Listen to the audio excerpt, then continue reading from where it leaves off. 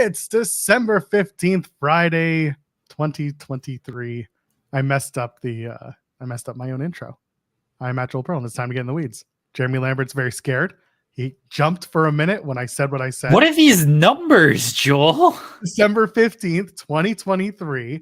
I am Matt Joel Pearl, and it's time to get in the weeds. That's what the numbers in the what is going on? What is happening? I guess we're super is what we are. I think what happened. Let's address this. We'll pull the curtain back. Normally we can see in the corner of our StreamYard, which is where we stream everything, we can see the number of people watching the show. To be upfront, we usually have about 100 people joining and 100 people watching the show live, and then people watch the replay. StreamYard just did an update over the last 48 hours to include Instagram Live. Oh, and I guess Twitter, because there's a lot of people in the chat here saying Twitter and stuff. Yes. So it says someone joined. Sorry to put you out on whoever you are, Matthew, but regardless, now it's going to show who's totally watching. That it'll include Twitter. Oh, that's scary. People watch this show. It's going to get worse when we start doing Instagram Live. I've already linked my account. I should have taken off the Twitch and put on my Instagram.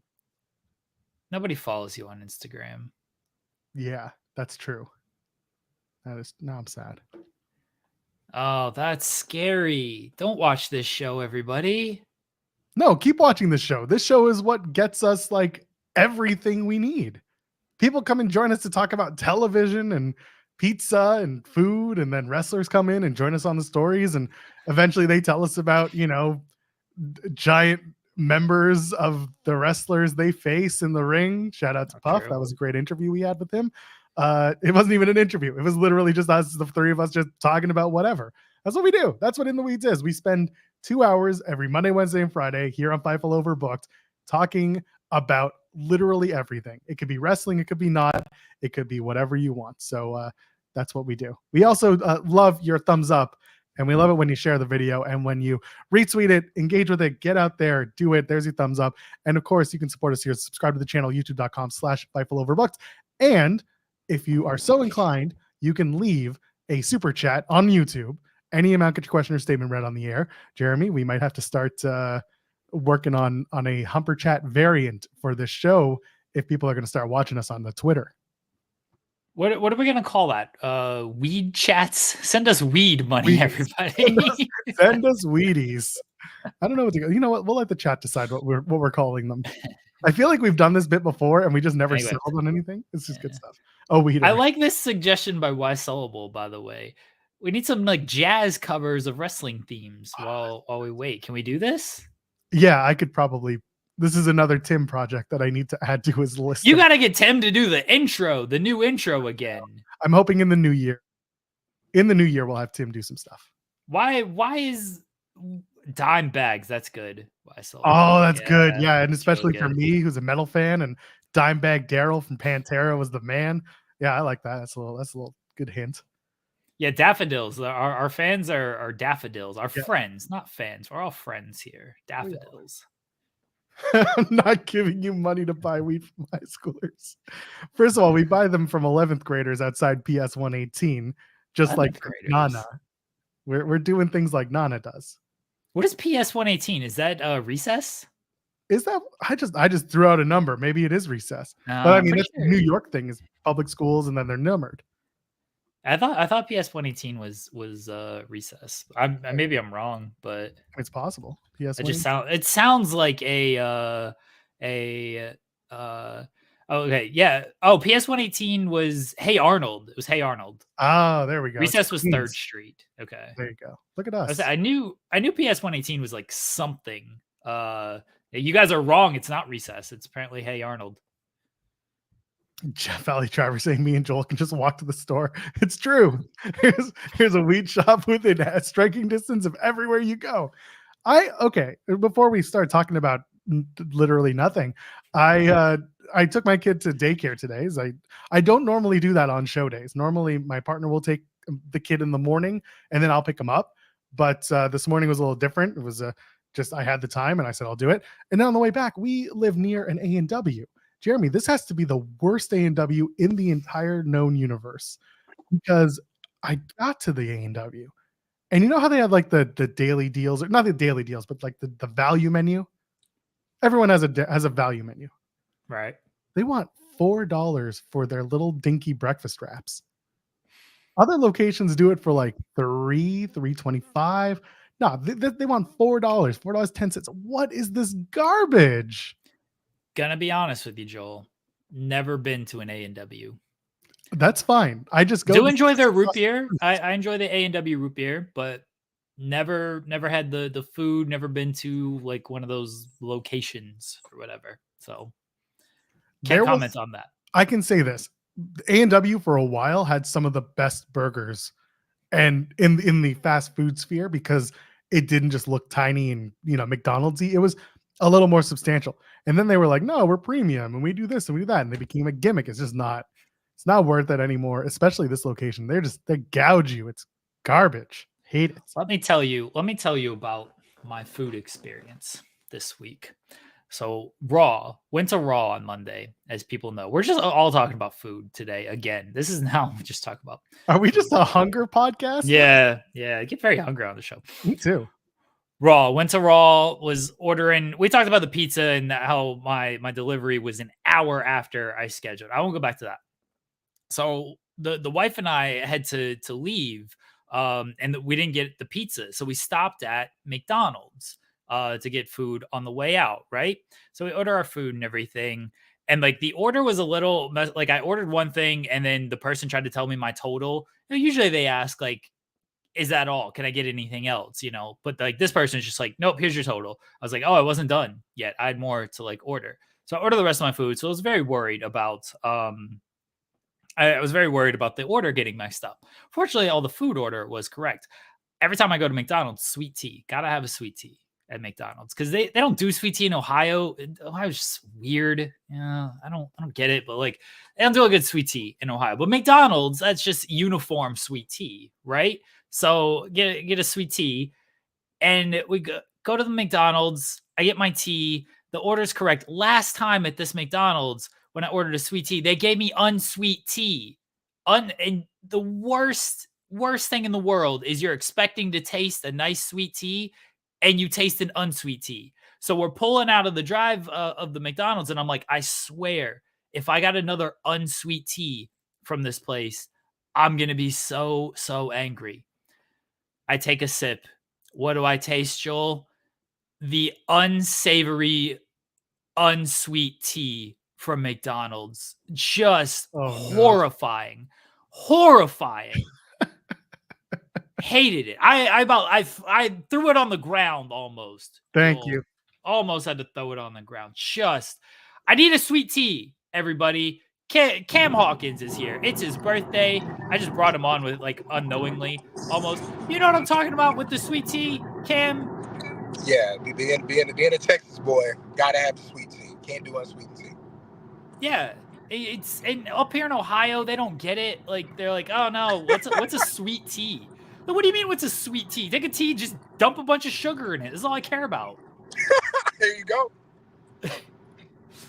Happy birthday, Cameron. Happy birthday, Cam.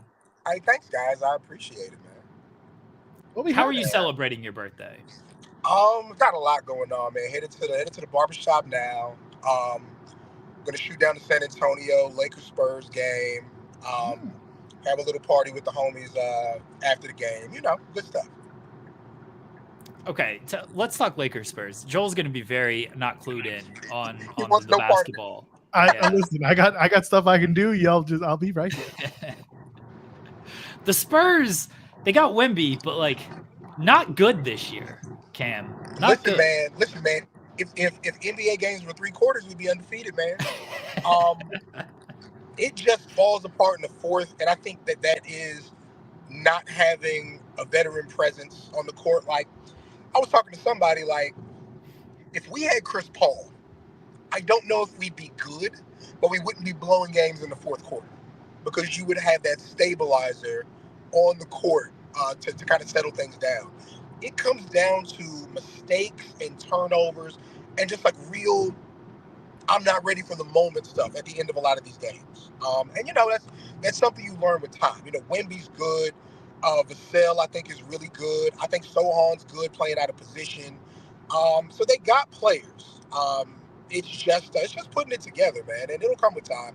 Like I always say this. I think Joe, we've had, or not Joe. Me and Joe didn't have it. Me and Jeremy, we've had this conversation. Like I was in college from 03 to 08. So I was there for those 3 championships, the 99 championship. Again, couldn't sleep a year after the 13 finals, won in 2014. I'm not a selfish fan, man. It'll fix when it fixes. Like, it'll be some time, but I really think a veteran point guard, at least in the short term, would really help them close out games. I really think so. What are you making of Pop this year? I love Pop, by the way, when they were booing Kawhi and he's like, nah, we're not doing that. But Pop seems very stressed this year with this team. Yeah, because I think, like, there's something about having unlimited job security, but also, like, that can work the other way around because you're like, man, I want to see improvement. I want to see change because I want to be part of this. But it's like my favorite scene. I tweeted this like the second week of the season. My favorite scene in Ninja Turtles 2, Secret of the Ooze, is when they actually turn Toka and Razor into monsters, and they start calling Shredder like Mama, and he's like, babies, they're babies. I mean, so that's as far as like we got giant monsters, talented, fast, strong, can do everything in the world, but they are babies when it comes to this game. So I think if I feel stressed like that, I can imagine how he feels trying to stabilize that. So yeah, I just think it'll come with time. It'll come with time. All right, the chat wants more food talk. So let's get Cam's opinions on food here. Favorite fast food place, Cam? Favorite fast food place overall? Man, I'm as a man who was slim and then fat and then got slim again, I owe a lot of that to Jack in the Box. Boy, I used to tear some Jack in the Box up. You get a bacon cheeseburger, no cheese, and 2 tacos, and maybe a spicy chicken sandwich. End of the night, does it every time. And an orange soda, does it every time. I think with Jack in the Box, there's just such variety that you're just not gonna miss on those late nights after the bar. I've never had Jack in the Box. I don't know if there's one. Now I need to look this up. Yeah, I'm like, I don't know if they're in Ohio. Yeah, Ohio doesn't have a whole lot. It's honestly had that awful excuse for a Mexican place that I saw that one time. That's about it. Wait, do y'all have Carl's Jr. or Hardee's? Okay, so we had Carl's Jr. in Toronto. The guy screwed up though and got the franchise that he owned. He got it closed because he did something he wasn't supposed to do. He had 3 locations. They all got canned, but they were really good while they were here. The closest Jack in the Box, and like we do have a Hardee's somewhat near. The closest Jack in the Box is Indianapolis. Like that's forever. We have a Raising Cane's. I'm not a fan of Raising Cane's. That's cool.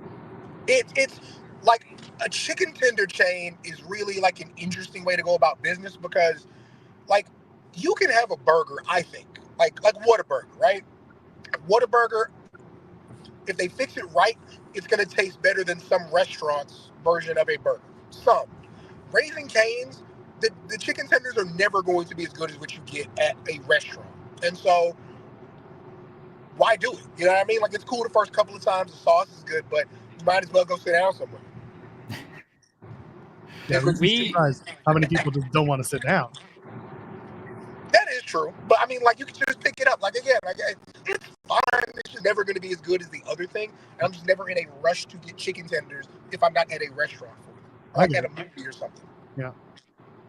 See, I always go chicken biscuit. I always go chicken biscuit wherever I go. Popeyes is a good one. Bojangles, I will forever tout. We finally got one like 20 minutes away, which is very nice. It's not North Carolina Bojangles, but it's the Ohio knockoff. Yeah, for sure. It'll at least work. What's the opinion on going to a restaurant alone? Do we do that, yay or nay? If you sit at the bar, bar, I think it's fine. Okay. Jeremy? Yeah, don't take a booth. That's for a family. Yeah. That's right. Yeah, you just sit at the bar. I don't know if I've like ever done that. No, I feel like I've always gone with a friend or a significant other. But yeah, if you do, like don't take a booth, even like a table. Just sit at the bar, chill there. That's it. I'm not a big going out person, is the thing. Boy, do I I like have a outside. concrete for Outside you. fun. I got 3 years for you. Cam, tell us about your project here, the very best wrestlers of 2023. You have great people who have worked on this, including the great Molly Bell and Phil Lindsay, and then you have people like John Alba, who I guess also contributed. Oh no, You he mentioned was John. like, I don't want to talk about wrestling. Bless him. I don't blame him. Yeah, I don't blame him. John was the alternate. Shout out to John, man. So we were looking for something to do for the end of the year with the Ringer, and it didn't really come together, and it didn't come together for a good reason. It's something that we're going to do Q1 2024. I'll just say that. I don't want to give too much away, but it was really a situation where I wanted to put something out before the end of the year. Like, last year, the 30th of 2022, that's when the Sting thing came out.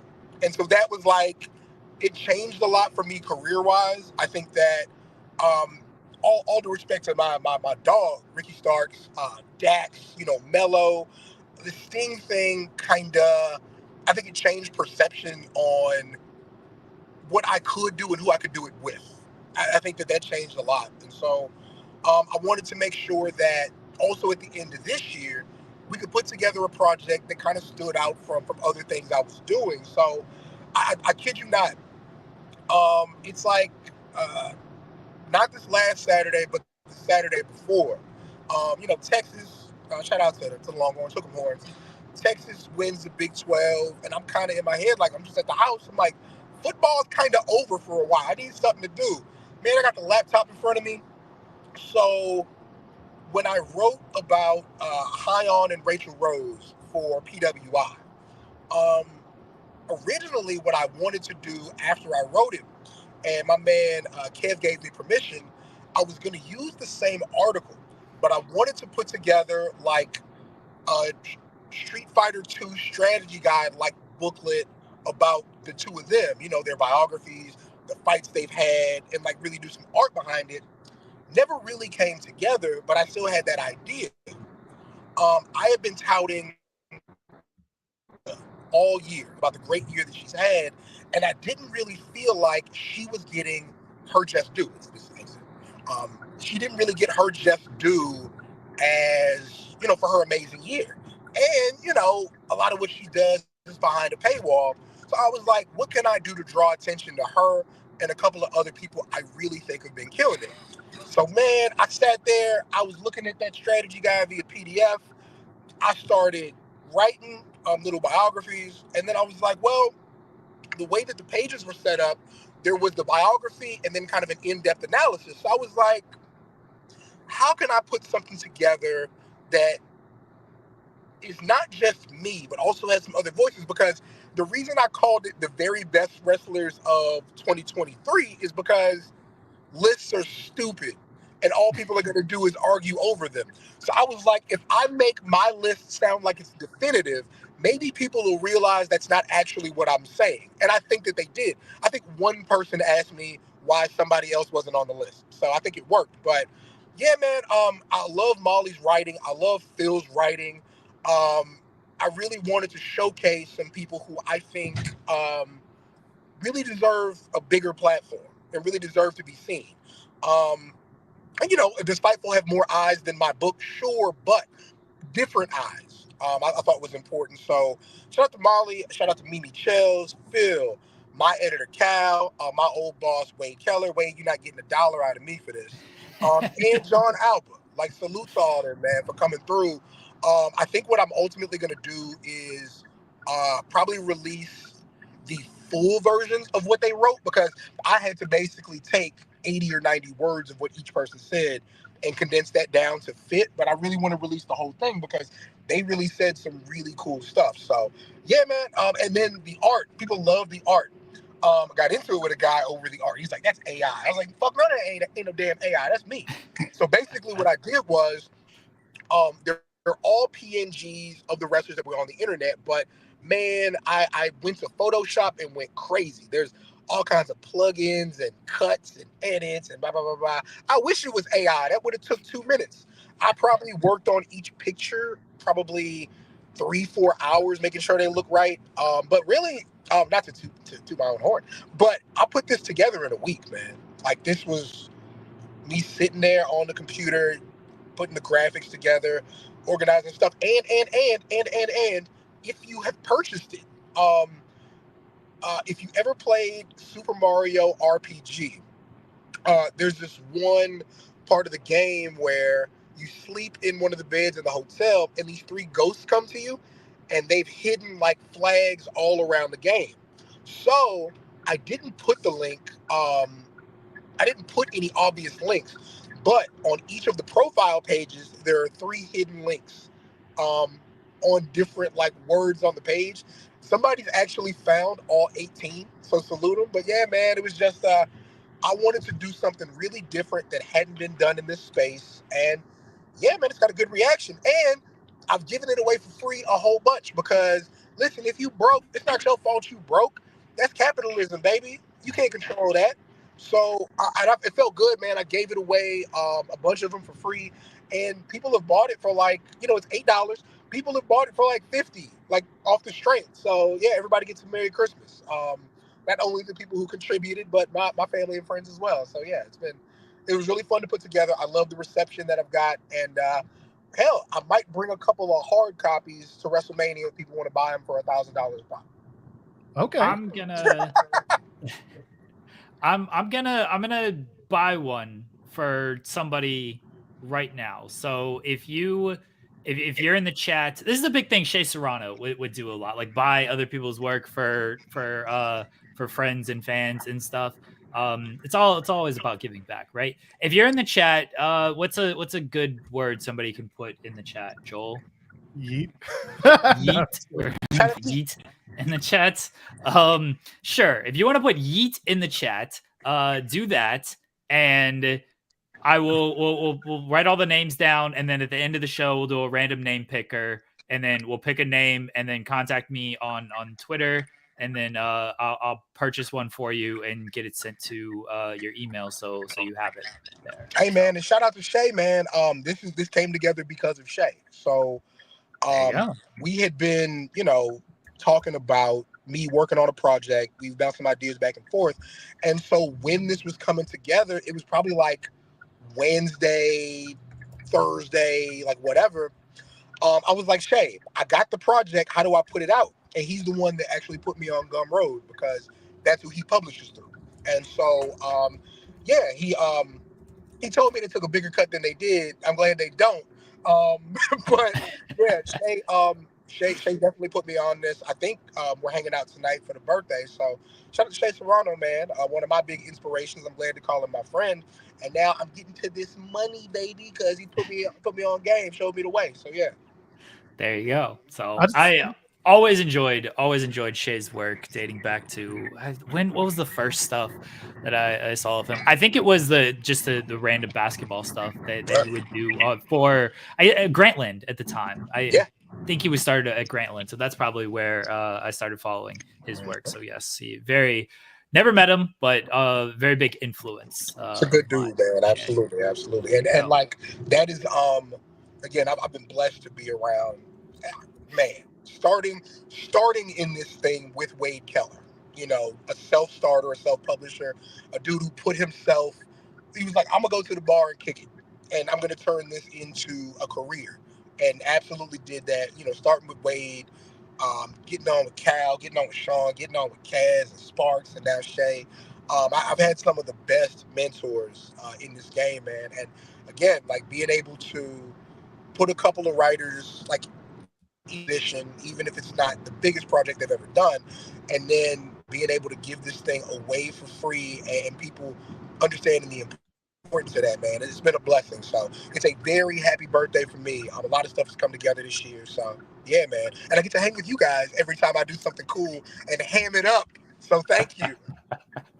We appreciate you joining us. Joel just tells me like before the show, he's like, I sent the link to Cam. It's his birthday. He might pop on. It's like, all right, cool. Like, that's no problem with me. Love I having almost Cam went on. to the house to get on the computer, so that I wouldn't bring down the technical quality of the show. But I was like, I got to get this cut, baby.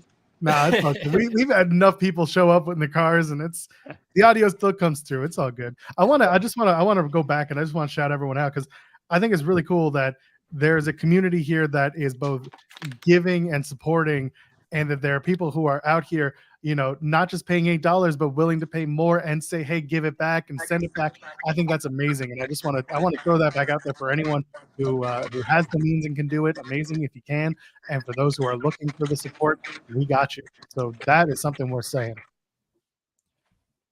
No doubt, man. I think if you only experience this thing on Twitter, you can develop a certain attitude toward and about the people who do the things that we do. But we very much are a people, number one. But I think that this crop, this generation of media, like we were real fans first. Like this wasn't about getting a quick dollar. This wasn't about getting famous. This was about finding ways to contribute to this thing that we love. And I think that there's no better way of contributing than putting somebody else on or being able to share a project with somebody who grew up sharing the same things, the same hobbies, the same interests, the same art as you. So, this has been fun, man. I like being young Cam would have been really cool in this game, but being Uncle Cam, I can't stress enough how much I love it, man. Absolutely. Cam, we appreciate you joining us here on your birthday. I don't know if you can read the chat, but there's been a lot of happy birthdays throughout your appearance in the chat. The wife says happy birthday as well. Go ahead and plug everything before I let you go and before you go get this birthday haircut. Absolutely, man. Absolutely. TheRinger.com is where you can find, most of my writing. I think most recently, talked to Jay Uso going into Survivor Series. Really fun conversation there. South Congress with a K on all your podcast platforms. Between WWE and AEW, my last 6 articles or so, they've actually let me release the audio from them. So you got Jay Uso, you got Stone Cold Steve Austin, you got Tiffany Stratton, you got Eddie Kingston, you got LA Knight. So that's been really cool. And then, of course, the big project to end the year, the very best wrestlers of 2023, presented by Cam Hawkins and his amazing friends. Again, we got Wade Keller, Cal Davenport, Molly Bell, Phil Lindsay, John Alba, and Mimi Chels. Just really, really fun putting that project together. If you've ever bought a fighting game strategy guide, it will immediately be familiar to you. Talked about Gunther, Athena, MJF, Swerve, Mello, and Rhea Ripley. So yeah, man, very fun project. I did it all myself. Boy, am I talented. Shout out to the writers, man. Shout out to the writers and creators. This thing would not work without those 6 putting those amazing words on wax. So yeah, man, check that project out. And if you can't afford it, shoot me a DM on Twitter. We will work it out. And if you can't afford it and you're in the chat right now, put a yeet in the chat. I'm buying a copy for somebody. So there you go. My brothers, thank you so much, man. Y'all have a great rest of your show. We'll talk soon, all right? Absolutely. Thanks, Cam. Happy birthday, man. All right, man. Bye. The one and only Cameron Hawkins. Cam, great person. Love the dude. He's always so good, not only at this, but just he's a good dude. I think a lot of people see his clapbacks and they think, dude, you could be a prick. He's only a prick if you're a prick to him. I've said this before after Cam has joined us on shows of if you only know Cam from Twitter, you get a version of Cam. But if you listen to his interviews, read his articles, see him on this show or other shows, you get a more understanding of who Cam actually is. And it's not night and day, but it's just a different person when it comes to that. You can see very just how insightful and how talented he is when you get away from the let me dunk on this person, get jokes off on Twitter, which we all love to do. But yeah, Cam is very super insightful, super talented. And once again, you can go to his Twitter and check out, it's at Seahawk. You can go to his Twitter and check out the project, or if you leave a yeet in the chat, I don't know why Joel picked that word, but he did. If you Because that was his last big interview, was with Jey Uso. Fair. Okay. So you can leave a yeet in the chat. I'm gonna pick somebody at the end of this show, and I'm gonna purchase them a copy of Cam's book. And if you do not win or whatever Cam said, again, you could DM him and you'll work something out. It's $8, so that's all it is. $8. So there you go. Great. I'm excited. Thank you. I love Season's yeetings in the chat. I'm gonna put myself over for a second, if I may, but not just myself. Wow. Speaking of lists and speaking of wrap ups, myself, Emily May Heller, who you might know from Sportskeeda, from New Japan Pro Wrestling. You've seen her literally everywhere. She works really hard. She's fantastic.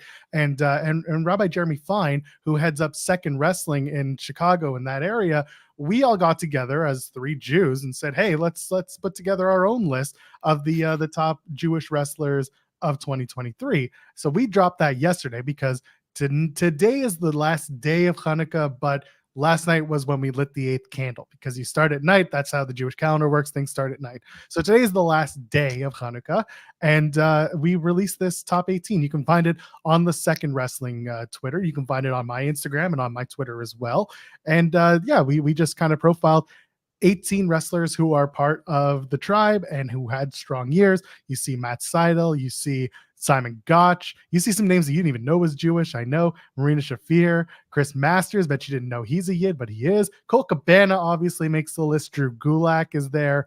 QT Marshall, Noam Dar, and MJF round out the top 3. The response has been really cool, and it was such a pleasure to put this together. But I wanted to put it out there. This was a fun little project. Came together quickly because it's the season and we wanted to do something. And I know that I was in September, I had plans to do a more deep dive into Jewish talent and talking with them. The world kind of changed and got weird. I'm planning for next year, in the early months of 2024, to start having conversations with a lot of the names that you're going to see on this list and beyond. So I just want to put that out there. It's called the Chai Spot because in Hebrew, in Judaism, Chai means life, and also a high spot. So it's double meaning, double entendre. So I just wanted to put it out there. Go check that out. That was very good work, Joel. Very good job. A lot of this came together from Rabbi Fine. I gotta put him over because he works damn hard with Second Wrestling, and we're hoping to have their champion join us in the near future. We're looking forward to that conversation. So that's it's gonna be a good time. There's a lot of good names on that list. Go check that out. Yeah. What are we talking about today, Joel? By the way, yeah, my wife brought me sweet tea. Now, I don't know how often she has made sweet tea, and my taste buds for sweet tea has to be very sweet. So I'm either going to bury this or, it's going to be delicious here. So I don't know. Stay tuned, everyone. I got to put it over regardless. Like, even if I don't like it, I got to be like, oh, this is amazing. This is the best sweet tea ever. And then like off air, I'd be like, yeah, I could have used a little bit of this, but have the honest conversation with her, but I can't bury her on, I can't get in trouble, right now. But here we go. Taste test here. Let's go. Taking that pull. What's good? It's really good. Okay. Yeah. Are you gonna say the same thing when we go off the air? Yes, I am. We've got to make sure. I have a high standard when it comes to like sweet tea too. I'm from the South, man. Like that's all I drank growing up. That's why when I came here and everybody's like, "What's sweet tea, huh?" I saw the chat earlier. I'm gonna scroll up and find it, which it's like a half an hour ago. Yeah, it really was. So like trying to find this is going to be a fruitless adventure here. But someone had just said of like, you order a sweet tea and then they say with excitement, like, we don't have sweet tea. There we go. Here it is. Logan. Yeah. I hate when I ask, do you have sweet tea? And they say we have unsweet tea with an excited tone. Like I might actually want that. Yes, 100%. Fuck off. No, I don't want your unsweet tea. I want sweet tea. What are we doing here? I want to tell the story real quick. When I was 13, it was the first time I ever went to Las Vegas. And this is also going to tie back to when we talk about, TNA and Vikingo for a minute. But in Vegas, I was 13 years old. I was there for a wedding. My cousin got married there at Caesars. But we were staying at the Embassy Suites. And this was my family. Like, this is like all 5 of us. So we go and we check in, and then we find out they were doing some sort of happy hour, whatever it was. And you go down to the area where the bar is, and they're going to serve you and blah, blah, blah. We sit down and they're like, would you like some iced tea? And I was like, oh, that'd be great. Yeah, I'd love that. I didn't realize, because again, I'm 13 years old and I hadn't been to the States more than twice at this point in my life, that iced tea is literal tea that has been served on ice. Take a big pull of that, and I'm like, oh, it's garbage. And like, no, you wanted sweet tea. And I'm like, okay, well, we call it iced tea where I'm from. Iced tea and sweet tea are interchangeable. They're synonymous. So that was my first interaction with the iced tea of the South versus sweet tea. Yeah, I always just say sweet tea, and just they still get it wrong. They still get it wrong. No, like, do you want me to bring you kind of like do you want me to bring you like an unsweet tea and then like a lot of sugar? Like, yeah, I guess, That sounds your awful. tips going down because I'm basically making my own drink here at this point. That just sounds awful. I don't even know. Oh God. It's not as good. It's No, not it's as good if like you just gotta like dump a bunch of sugar into an unsweet tea. Like you can't do it. Ryan asked me how I feel about Arizona can of sweet tea. My wife just came in here and I don't know what she did. Apparently took away whatever Arizona can of iced tea you had lying around. I haven't really had the Arizona can. I don't like sweet tea in a can. It's not for it. Not for it. Like, I don't know. Bojangles has like a hardened sweet tea, which is, alcohol essentially. That tastes like kind of like a unsweet tea, but it's alcohol. So like at least I get a benefit out of drinking an unsweet tea. No, the trick is you got to go to Panera now and get that energized death So I've heard. lemonade. I think it's just it's like a G Fuel but lemonade. It seems like it's just a super caffeinated beverage. A G Fuel with lemon. That's something. Yeah, I tried the sour one today, the sour cherry one this morning. I was tired, but it was good. It was good. Shout out to our company Pacifico. He's facing Charlie Haas soon. He is. It's gonna be a good match. I'm looking forward to it. Yeah. So is Brian James. Apparently, he's hyping up Vinny. Which, for those who don't know, Vinny was on Road Dogg's podcast not too long ago. So for whatever reason, they're just best pally pals now. And BG was just gassing up Vinny for his match against Charlie Haas. Vinny's getting himself over with all these podcasts and everything that he's doing out there. Oh, good on him. We love Vinny. Yeah, we do. Good for him. I'm looking forward to where he continues to grow into in 2024. Let's since I mentioned Vegas. Well, before I mentioned Vegas, Jeff Valley Driver had mentioned he said I didn't know Noam Dar was Jewish. And my introduction to Noam Dar was when he did the Cruiserweight Classic, and they labeled him from Scotland via Israel because apparently he was born in Israel and then lived his life in Scotland. But he is Jewish, and yeah, that's why I love Noam Dar. So there you go. Let's talk about Vegas. Last night, TNA announced a couple things. First of all, they announced that Edward re-signed with the company. That should be to the surprise of no one, but it's a good pickup. But also the big news coming out was that Vikingo is going to be not only at Hard to Kill, but also at the TV tapings. So my immediate reaction was, oh, that's Speedball's match, is Vikingo and Speedball. And if that's not it for Hard to Kill, then they'll do it at TV.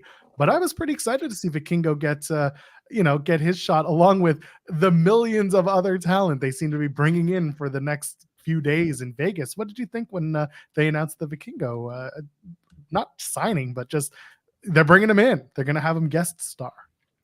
I thought, wow, which Impact star is he going to beat?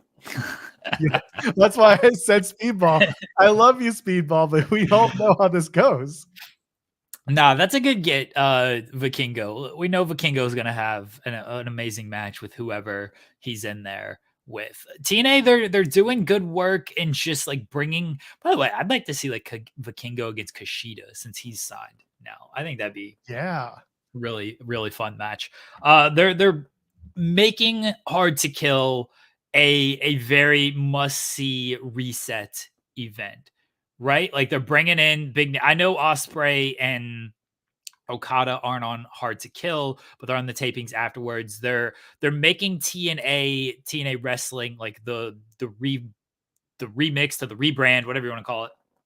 They're trying to let everyone know like this is going to be something different. This is something you don't want to miss as we move forward. You got to balance that a little bit. I got no problem with bringing all these guys in. You also got to remember that you do have a weekly show and you got to highlight certain talents and you got to actually do stories and stuff that matter, not just, hey, let's do a bunch of cool matches for the sake of doing cool matches with a bunch of guys who we don't actually have under contract. I think they will. I think they will, get there, but at least for Hard to Kill, and which Hard to Kill is not a throwaway show, but it almost just feels like a celebration show anyway, because the television leading up to it is a lot of nothing. Literally. No offense. We didn't work last night because they're like hidden gems, matches you haven't seen. And I was like, I've seen half of these matches because I was there either live or I got a fan cam. Like I saw it and these were good matches. Go back and watch it. But also like Cresta and I didn't need to tell you about this match that happened and had no stakes, no bearing on the rest of the year. So this feels like a very much a celebration.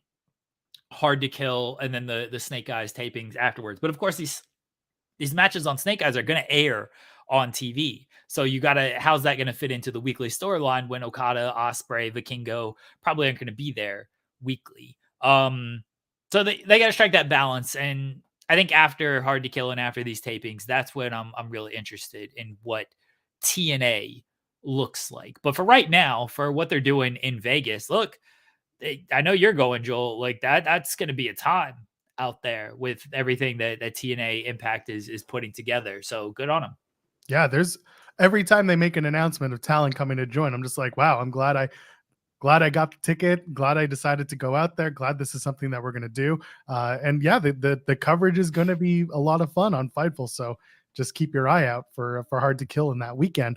My hope is, like you said, that it's a big celebration for the first couple of days, and then we're down to business for the tapings in Orlando that are going to be 2 weeks later.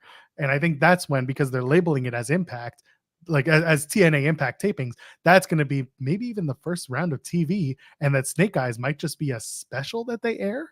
I don't really know what the plan is, because remember, after Bound for Glory, they did television tapings in Chicago, and then we were all like, oh, this is all going to feed into the UK tour and Final Resolution. And then they completely turned that on its head, and they did a clip show for Bound for Glory.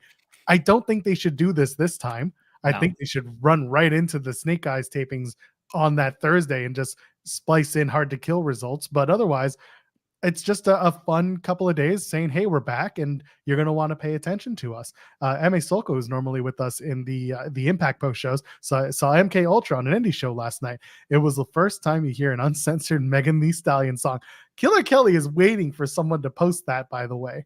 She had mentioned that she wanted some, or maybe it was Masha. Either way, Masha and Killer Kelly are just tearing it up. And that show was Prestige and TJPW, I think they're talking about, where they were working last night. But man, get that Megan Thee Stallion song. Do you want me to sing Megan Thee Stallion? Not at all. Please don't. Wow. Yeah. But I'm looking forward to being at TNA. I'm looking forward to Vikingo. And you brought up Kushida. I do want to bring this up real quick. So the Kushida news that came with his signing with TNA was that he's still going to be working with New Japan, and that TNA is going to be picking up his US dates and US contract negotiations. So if he wants to work outside of TNA in the States, it goes through TNA, whereas in Japan, he's working exclusively with New Japan Pro Wrestling. Now you can do something with that with other talent. I think that's a really interesting type of contract to have. Can't do that with everyone, but I mean, Vikingo, I don't think they're going to do that with Vikingo, but I think he's somebody who could have had a contract like that, work AAA in Mexico and be exclusive to there, and then have TNA basically get money and work out his dates whenever he shows up in AEW and Ring of Honor. So they're not doing that. That's not what's happening. But I would like this to be an opportunity for other talent who are international to work exclusively with other companies who can then lend them out based on need. This will never happen in WWE. It could open the door to it happening a little bit more in AEW. You kind of see it with work in the indies, but that's more like we'll pull you if we need you type of feeling. But I'm interested in seeing how Kushida in TNA works in terms of him being scheduled for other events. Yeah, because TNA only runs once, maybe twice a month. Yeah. So that's going to leave Kushida open for a lot of other dates to work independent. And it's not like TNA guys don't run independent shows. Alex Shelley's all over the independents. Chris Sabin, Josh Alexander works every now and again on the independents. Ace Austin, Chris Bay work a lot of independent shows and everything. So hey man, let's get Kushida in like Revolver and West Coast Pro and stuff. I'm all for it. Yeah, there's some good stuff. Let's move over to AEW. A lot of people started the chat with just go ahead and bury the Jericho segment now so we can get past it. I don't like. I mean, I referenced it in my headline here, which took me 20 minutes to come up with. It was a bad segment. I don't know what else as far as the burial portion of it. The only person who got over was Enzo Amore, and he's not with the company. So good job, I guess, guys. Do you think he just got himself a booking based on that segment? You think he called? No, maybe, honestly, maybe, but it was. I really thought Jericho was gonna go with the the Rock thing, and then he went Enzo. I was like, that's even worse. I thought he was gonna go. You're a better dressed, less charismatic Rock, and because everyone makes the Rock comparison with Ricky, is like, oh, that's super great material. It felt like one of those things, much like Ricky in Adam Copeland, where Ricky's gonna cut back at somebody, and then it throws them off, and so they feel like they gotta go and cut back at Ricky, and it's just like it just wasn't a good segment. No. Kenny didn't know his own team name, which ruled. Honestly, I thought that was hilarious. It's like the Winnipeg Jets, Blake Wheeler, Connor Hellebuck. We're gonna beat you guys. We're a trios now. Jericho, bye bye. That opened a lot of discourse. We'll get there in a second. I wanted to bring up World's End is going to be on Long Island.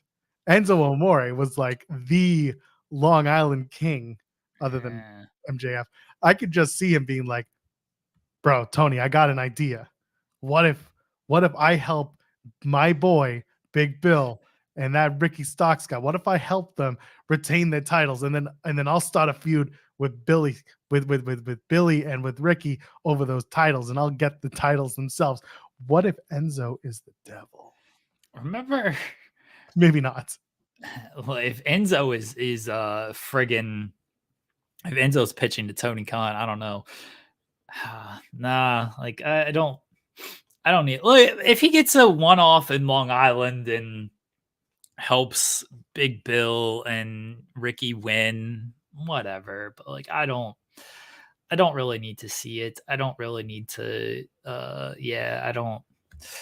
It was a bad segment. It was a bad segment. It's a bad segment. I don't know what more you want me to say. No, I don't. We don't need to go too far into it, but it did open up the floodgates. A lot of people saying, Kenny doesn't care. Please get Kenny away from this story. Kenny does there is some merit to that. I would love to see a Kenny Omega who was cutting promos like he was facing Will Ospreay in the Tokyo Dome. I don't expect that out of Kenny all the time, but I would like to see it out of Kenny at least once a month. And I think that's pretty reasonable to say once a month, I want a Kenny Omega who looks like he gives a shit. You know what I loved about Kenny Omega when he was world champion? I almost said TNA world champion, which technically he was. He ruled, but also he dressed like a champion. And I'm not going to just be like, he's got to dress better, but also he is your top guy. He is your, the company is named on the back of your team, the Elite. Well, he's at least the one guy showing up to work every week out of the team. That's also a very good point. Let him be, man. He's the one showing up. I just wish I wished he wore even jeans and a shirt. I just wish he dressed less like he was going to the gym and dressed more like he gave a shit. Because it just doesn't feel like when he goes out there in shorts, in like Redcon shorts and his whatever manga t-shirts or his anime t-shirt, it just doesn't It doesn't do it for me. Yeah, I know you can make fun of Jericho being like he shows up in a denim jacket, but or his leather jacket, but like at least he shows up in some sort of character gimmick, whatever. Ricky Starks comes out in like slacks and a shirt and like he's presentable. That's Ricky's what I want. Best dressed man in the company. So Yeah, exactly.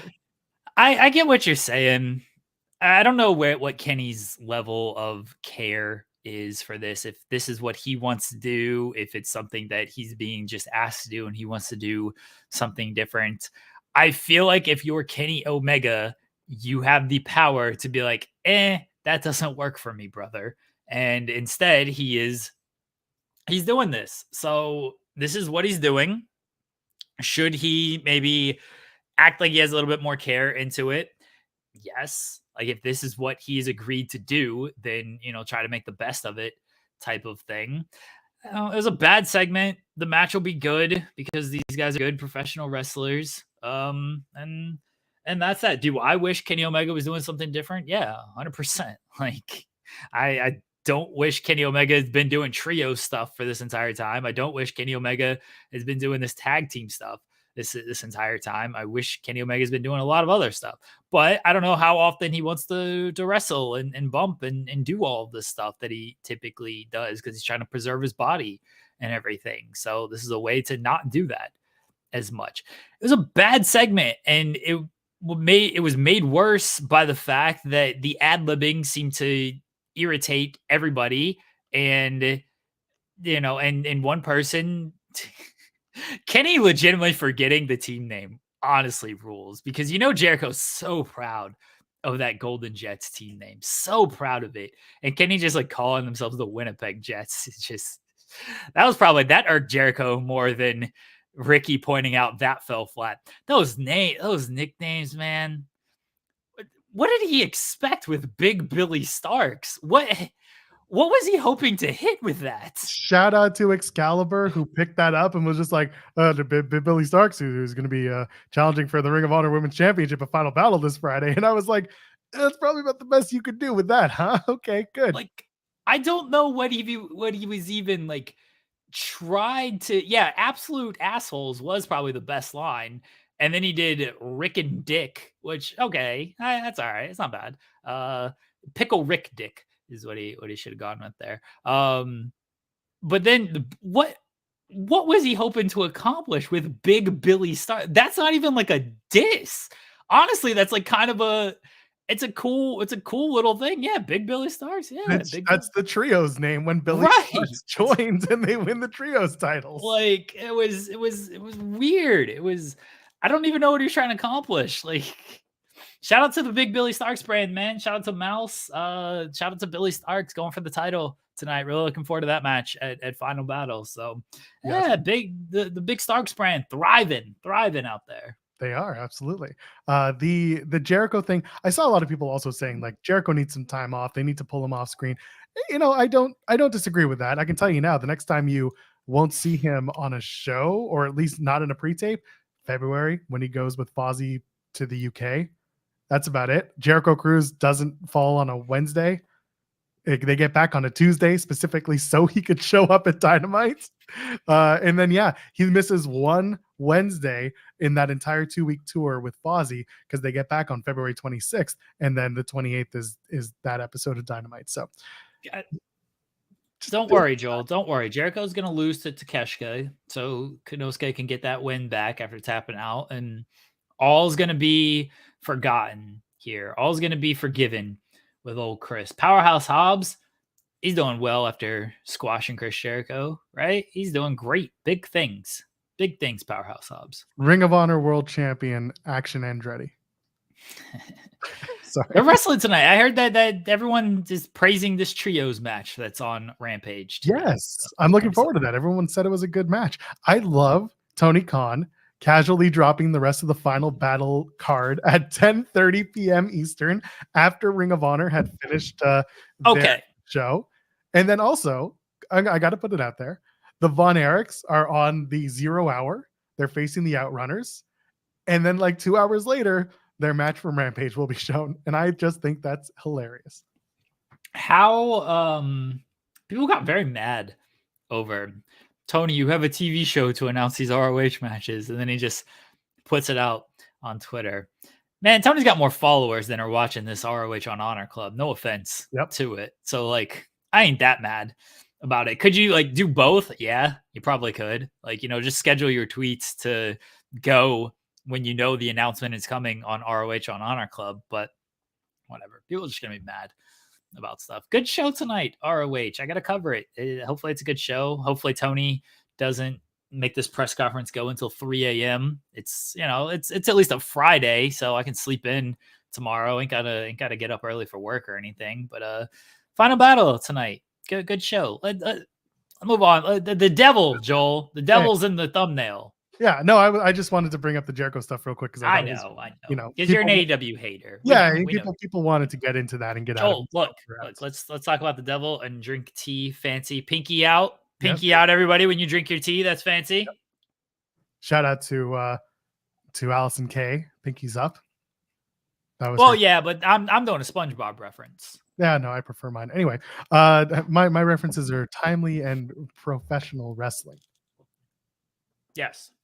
Anyway, let's talk about the devil at the end. Shout out to when Kenny Omega was good. That's right. I'm just kidding.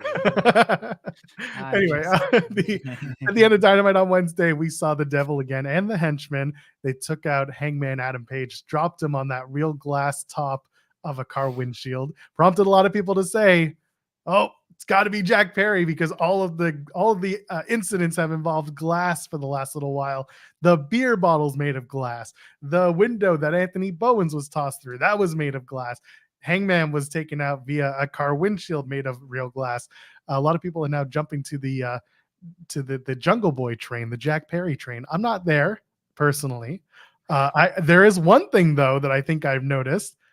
I think Jake Hager's one of the devil henchmen. Oh. I really do, because at one point, you know how people were talking about like Kyle O'Reilly being one of them because of the stance. Jake Hager, he is a very undeniable look and stance. I think he was one of the two big men, him and Wardlow. I think are the two big dudes in the devil back up. What do you think of this? It was a very interesting way to go off the air. Very WCW Nitro. I was expecting Tony Schiavone to yell, "We're out of time!" But instead we got, the end of the show. What do you think? Nitro is good comparison. That's why I said that yesterday on the Spotlight. It felt very Nitro. You do the good match between Jon Moxley and Swerve, and then cut to the back. Here's Hangman getting beat up by the henchmen, and then the devil shows himself or herself, shows themselves with the mask and everything. Looked like the devil's put on some weight, been hitting the gym since the first time we've seen the devil. The first time we saw the devil, a little bit more slender. This devil was jacked, baby, clanging and banging out there. Good on him. Yeah, they're really trying to almost hammer home the Jack Perry stuff to the point that I don't think it's Jack Perry. The especially the glass. And Wednesday night was the biggest example, because last time we saw Jack Perry, he was getting slammed on the windshield of a car. And so here we go, getting slammed on the windshield of a car. I still think it's Adam Cole. I still think that's my official on record prediction of who it is. And they're trying with the Jack Perry stuff, but I think that's all to throw everybody off a little bit. I do think the devil's dumb though. I tweeted this, but like Samoa Joe starts the show and he's like, "Hangman Adam Page, you're not you want to jump people from behind? You want to attack MJF from behind? That's not cowboy shit. That's coward shit." And then he calls out Hangman, and Hangman comes out, and Joe's ready he's already accusing him. He's like, "I'm the executioner. Like, it's you. You're the devil." Then at the end of the show, the devil's attacking Hangman. That rules him out. So it's not Hangman. Devil should have he had Samoa Joe on his side going after Hangman. Devil should have, it's that guy over there. Now he's rolling out a suspect. He's putting more of a target on himself. Oh, Devil's kind of dumb. Unless Samoa Joe is the devil. I do agree with that, Keyshawn. Maybe it is Samoa Joe. So I've heard some pretty funny and wild takes about this devil stuff. I think my favorite one that has come out recently is that people think that it's Nick Nemeth, aka Dolph Ziggler. I would rule. And honestly, someone mentioned Adam Copeland, and I just said, why? What? They're just like, oh, because Tony got upset about people figuring out who it actually is, and he decided to swerve left when I like everyone that. wanted to go right. And I was like, that's the dumbest shit you could do, and I love it. It is. By the way, it is. We've talked about this before. It's like it's okay to be predictable as long as it makes sense. Yeah, People get really tuned off. We saw this at the end of WCW. People get really tuned off when you're just trying to be unpredictable for the sake of being unpredictable and it not making sense. yeah, exactly. And it's fine if it's gonna be Adam Cole and it's gonna be tied together, or if it's MJF. Like again, the ride, as long as the ride continues to be entertaining and get us talking like this, then the reveal can be great. If you, there are going to be people out there who are going to be like, oh, I knew it all along, and then they'll send out their think pieces and their videos and all that. And I think that engagement is much better than, oh my god, it's actually Danhausen, and these were the clues. But I mean, this is kind of the fun of the whodunit angles in wrestling. When it's done well, they're very entertaining. The Mellow and Trick stuff over on NXT, it's entertaining, but it's starting to get a little silly when you've got Mello being like, we have to find the guy who did this to you. And then you're just tossing out accusations. That stuff is getting a little long in the tooth. It started off really good, but now it's like, what are we doing here? Let's get to the They're finish line. both getting a little long in the tooth They for are. me. I'm just like, okay, you can only stretch out a whodunit thing for so long. And both of these things started in October, right? Like, That's right, around the same time. yeah, so you can only stretch out whodunit for too long, and like we're gonna stretch out Trick and Mello probably until New Year's Evil at the very least, because I'm of the belief Trick's winning that title, and then Really? Mello, yeah, and then Mello takes him out, and then Mello reveals that he was the person who attacked Trick, and we're getting this devil angle until at least World's End. Well, that's only 2 weeks away. So we can at least do well. So Oh is yeah, so is New Year's yeah. Evil. So Yeah. with 2 weeks and 2 weeks of TV, as long as you're not stretching it out and putting it on, well, in NXT's case, it's mostly on NXT, but with Mello on SmackDown tonight, it'll be interesting to see if they actually try and do something with that, or if they just let it, exist on its island, make reference to it, but not play it on SmackDown. Just bring it up, and then in AEW, I'm still worried about that one. yeah, and then in AEW, as long as they're not playing it on every single episode of Collision and Dynamite, then we'll be okay. And I think they're going to keep it to Dynamite because it's a very sports entertainment-y storyline, and that's what Dynamite's been, and that's okay because again, it's been the better part of a sports entertainment-y storyline. See, it is staying on Dynamite. They've had some Collision segments over the past couple of months. It does feel like it should be a little bit bigger of a deal on Collision, though. Like, your world champion is involved in this.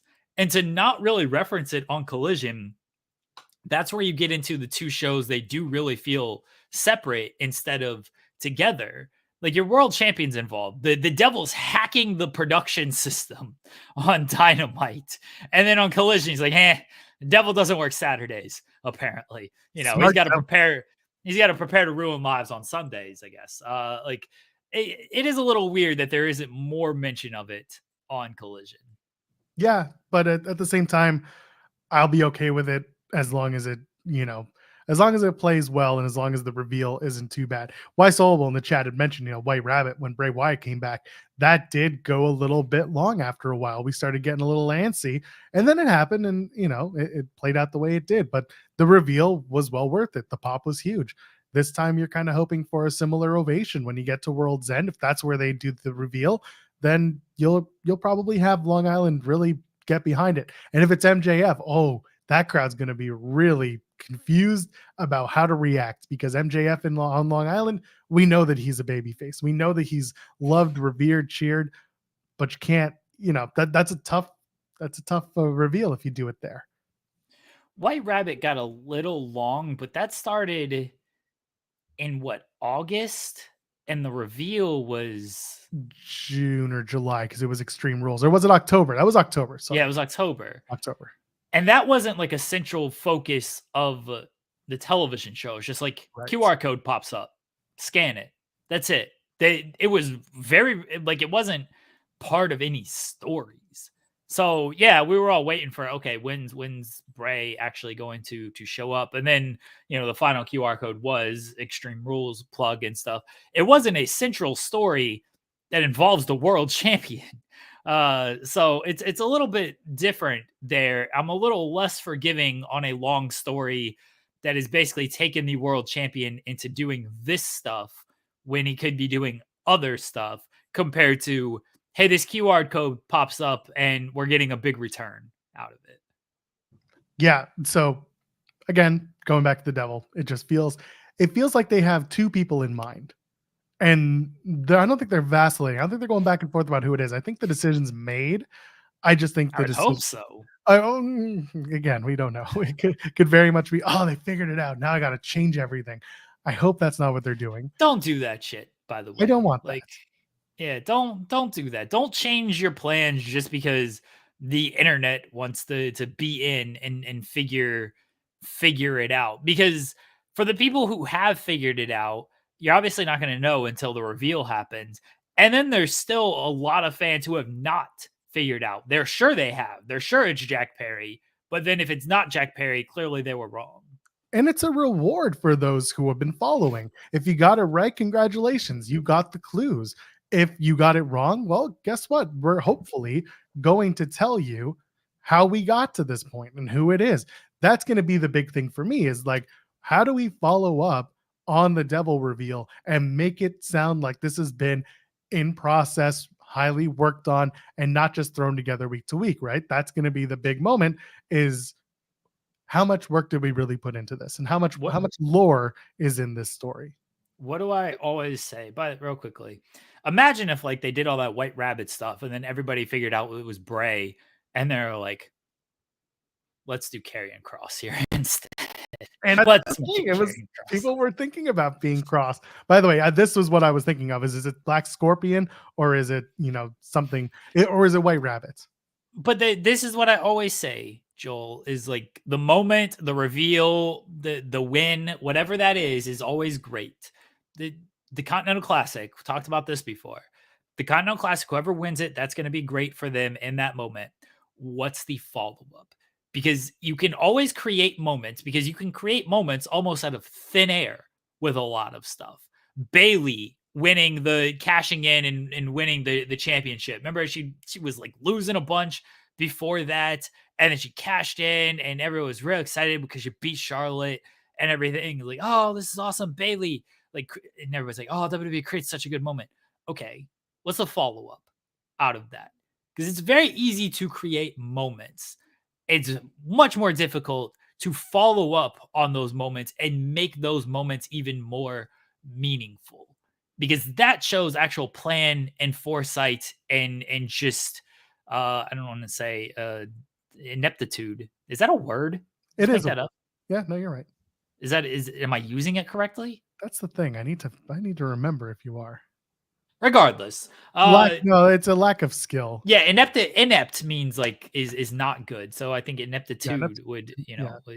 But regardless, doing that and following up on these moments shows a real care in putting that stuff together. So yeah, if they reveal the devil and it's just Jack Perry, and then Jack Perry is losing in 2 weeks, who cares? The firm got a shout out on Dynamite.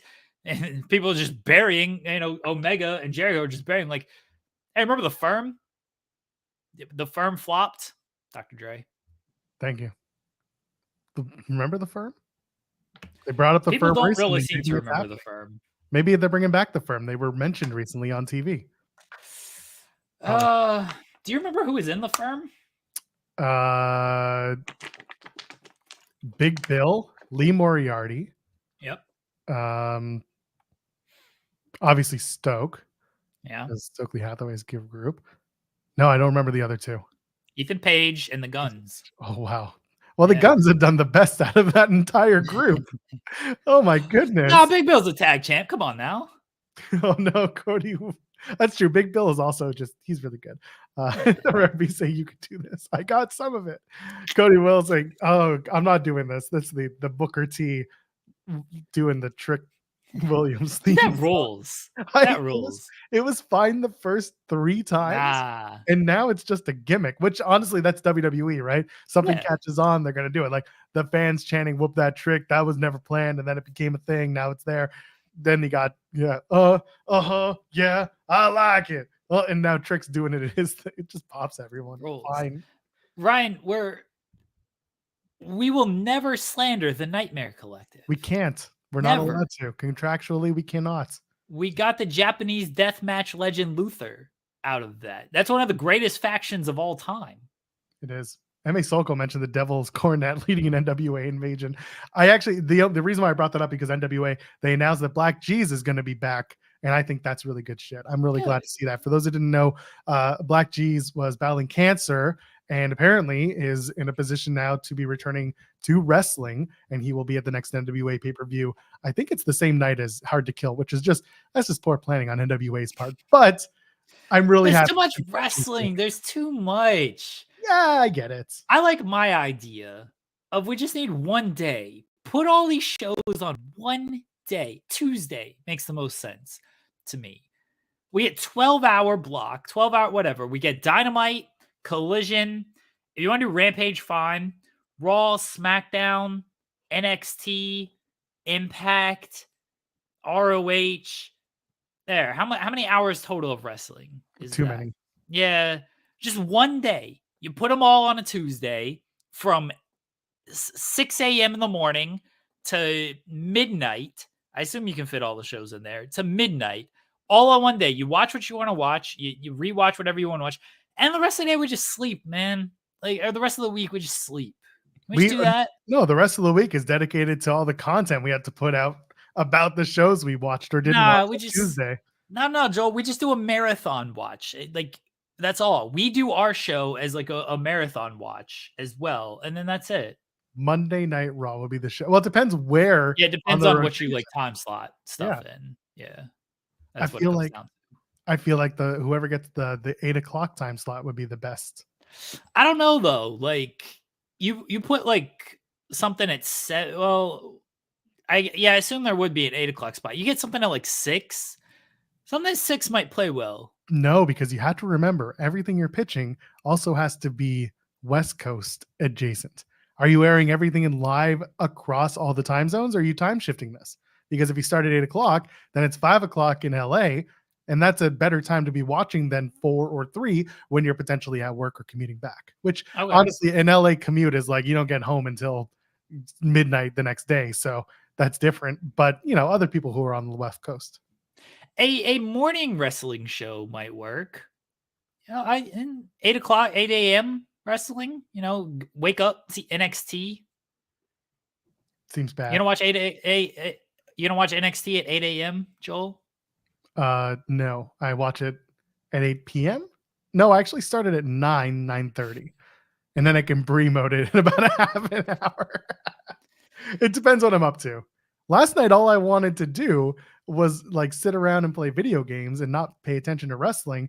And then I was waiting for a phone call that never came. So I was like, I want to play video games, but now I gotta wait for this phone call and be in the mood to have this phone call. And then the phone call never came. So I never got to have my like night of not doing anything wrestling related. It's very upsetting. Oh, I feel so bad for Joel Pearl. You didn't have to do anything. You have to watch Impact last night. I didn't because we already talked about that. Yeah, you didn't do a show last night. Ryan Lambert mentions a marathon ITW once a week, 12 hours with Joel and Jeremy. I'm debating taking the first 100 and however many episodes. I think we're 105 today. That's unfortunate. I know, right? Taking all those episodes, making a supercut, and just uploading it on YouTube and playing it live over the holiday season. Just LTT, Linus Tech Tips did this. Now, granted, they've got years of content, and they just called it like LTT TV, and it just runs on a loop. I'm debating what do we that. We don't have our holiday plans figured out, by the way, Joel. Like our schedule. So what Christmas is on a Monday. Are we doing a show on Christmas? I mean, I'm a Jew, so I could.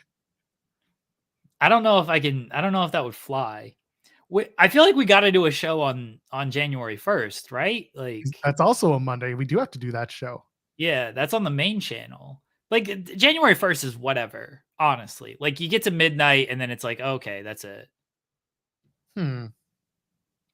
We'll have to speak offline about this. Okay. I also have a kid who's going to be out of daycare for those 2 weeks. Nah. I Hit mean, him in the head with a fridge and he'll be fine. that's true. He'll take a good nap. It'll be fine. Yeah. We might be able to do a January 1st show. Christmas Day show is going to be tough to pull off. That's fine. We can always take that day off, or I can just find another Jew. Yeah, I mean, if you want, that's okay. Get MJF. What's he doing on Christmas? It might be busy. I'm trying to think, who's another Jew in wrestling media that I could hit up? It's gonna be me. You just named Emily May. I was gonna say I call Emily May. I was gonna say LMNOP at that point.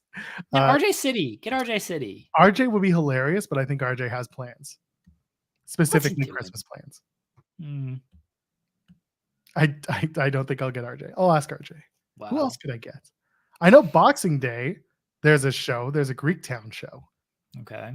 So I don't know what day Boxing Day is. You act like I know. The like 26th. Sure. The MSG WWE show. Cody and Nakamura and a cowbell match. Yeah, that's right. A bull rope match. Yeah.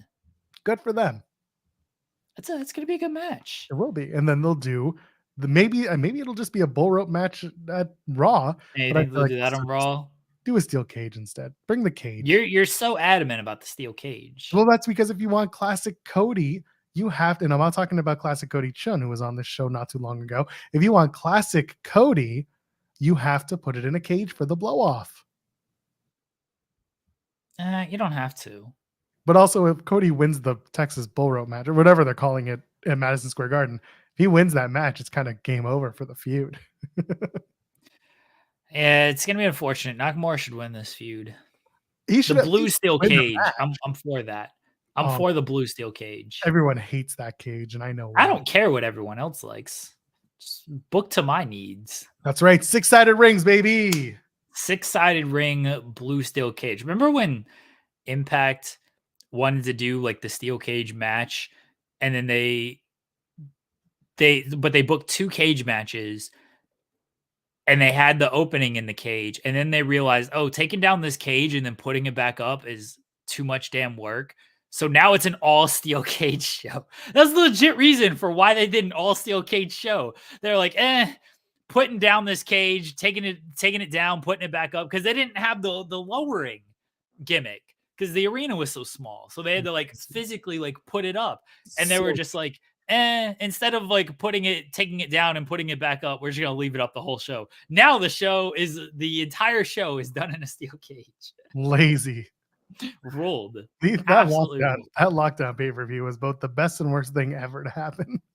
It's such an amazing reason to have like an all steel cage show. It's like you did not have the planning foresight to be like, oh yeah, this is gonna be more work if we gotta like put it up for the first match, take it down, do the rest of the show, put it back up for the main event.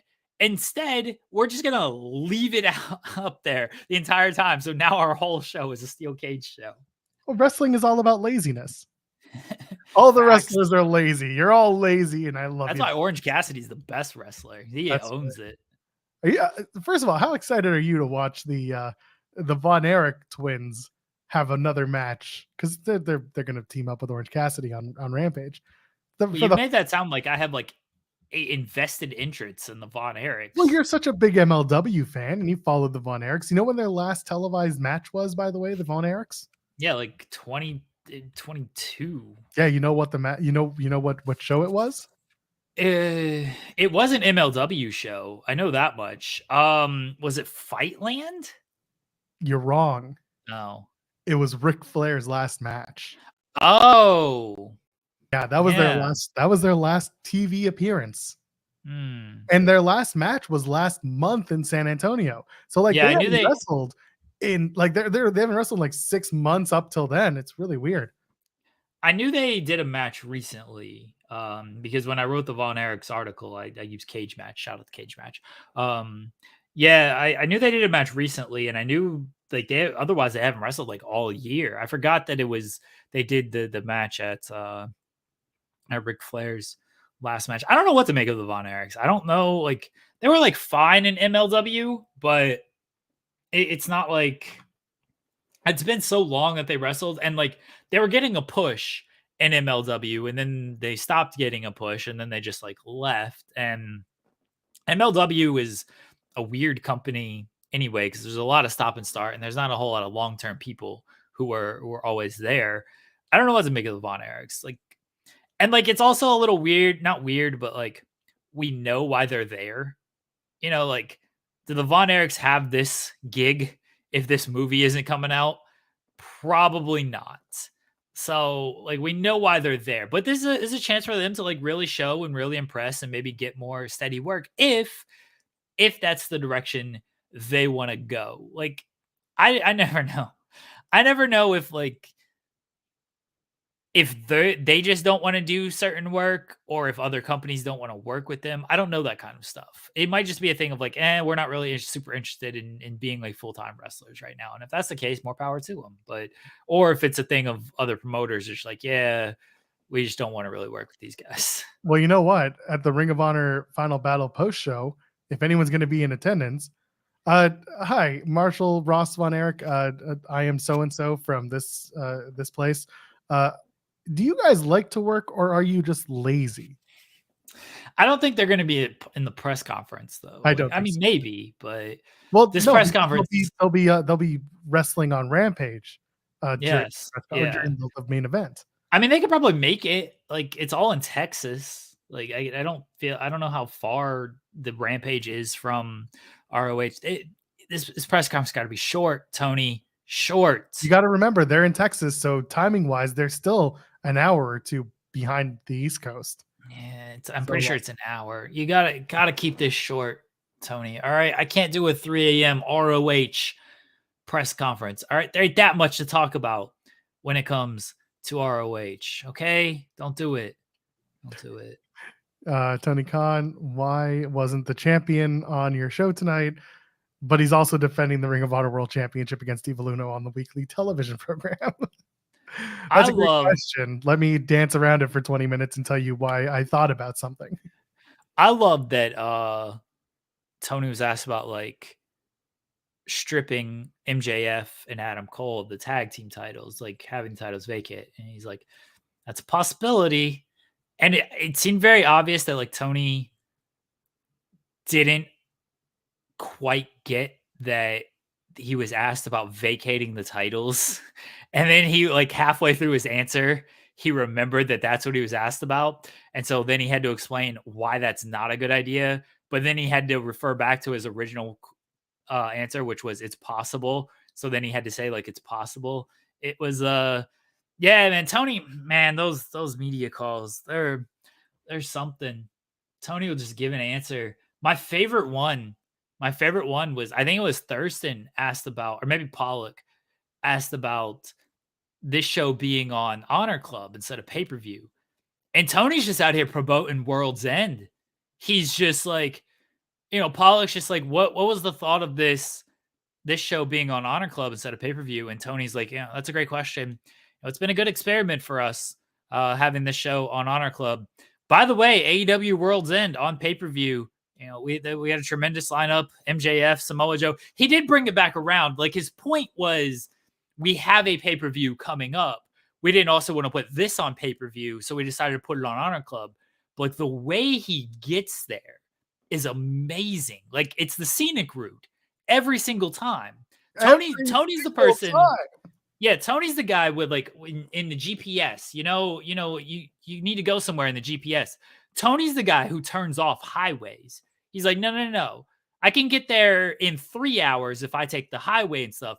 Or I can get there in 7 hours if I just go back roads and all this stuff.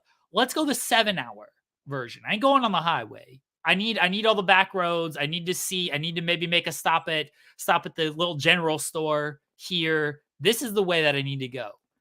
Save 4 hours? Don't need that. I might see the local candy store on the way that I need to stop at. The local, fudge shop. I might need to stop there on my way on the 7-hour trip. That's Tony. Bless him. But that fudge shop would have existed if you had taken the highway and just pulled off the highway. You don't know that. You don't know that. You do, because of the map you're using. You can use the map. You don't know that. Like I hate love it here. I love that Tony does this. He like you never know what you're gonna get out of a Tony Khan answer. You can ask him anything, and he's gonna promote, bless him, but like he's just gonna go in whichever direction he feels like going. But it's always gonna be the long version, no matter what.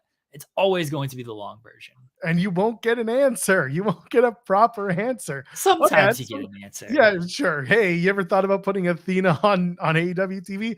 Yeah, maybe we thought about it. I think maybe You gotta frame it a certain way. You have My to frame it in like the most answer the flipping question way possible, where he can't meander, and it's so upsetting. That's tough. You gotta play that game, and it's so frustrating. Like, again, I can only speak to my own experience, but I was like, I gotta ask him about Final Countdown without him talking about how great Bryan Danielson is for 20 minutes. Yeah, like, but come on. I mean, you I can get ask. it. I can get Bryan. That should be the answer regardless. I know, but I can get Bryan Danielson himself to talk about how great he is for 20 minutes instead. Much better answer, much better experience.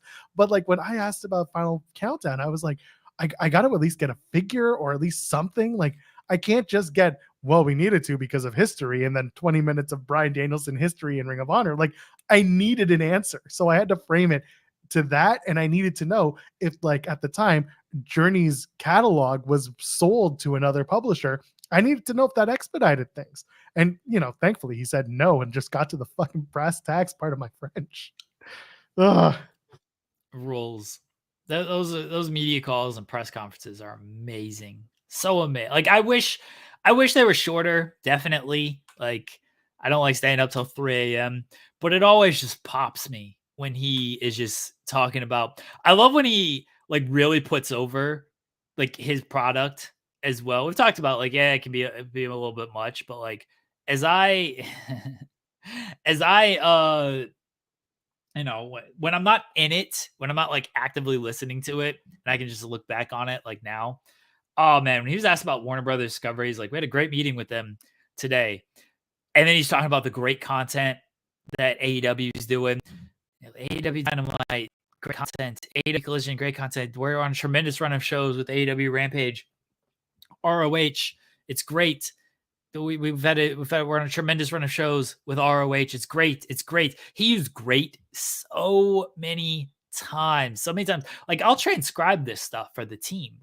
And like I transcribe like the main portion of it. And then in parentheses, I'll just put like ROH is a great weekly show. ROH is great. Everything about ROH is great. Make sure you mention that ROH is great. It cannot say that enough. Rules. Absolutely rules. Love Tony. Bless Tony. Don't keep me up till 3 a.m. tonight, Tony. Yeah, in short, don't listen and just wait for the clips of important parts to come out. And those clips are in part due to Jeremy Lambert's. Once again, I legitimately thought I was on drugs listening to him on Tuesday when he got asked about Honor Club being or Final Battle being on Honor Club, and he started talking about World's End. I was like, am I sure I'm not hallucinating right now? Did I miss something here? I'm sure a lot of people listening thought they were on drugs at that point. So anyway, let's move on. Let's get away from this.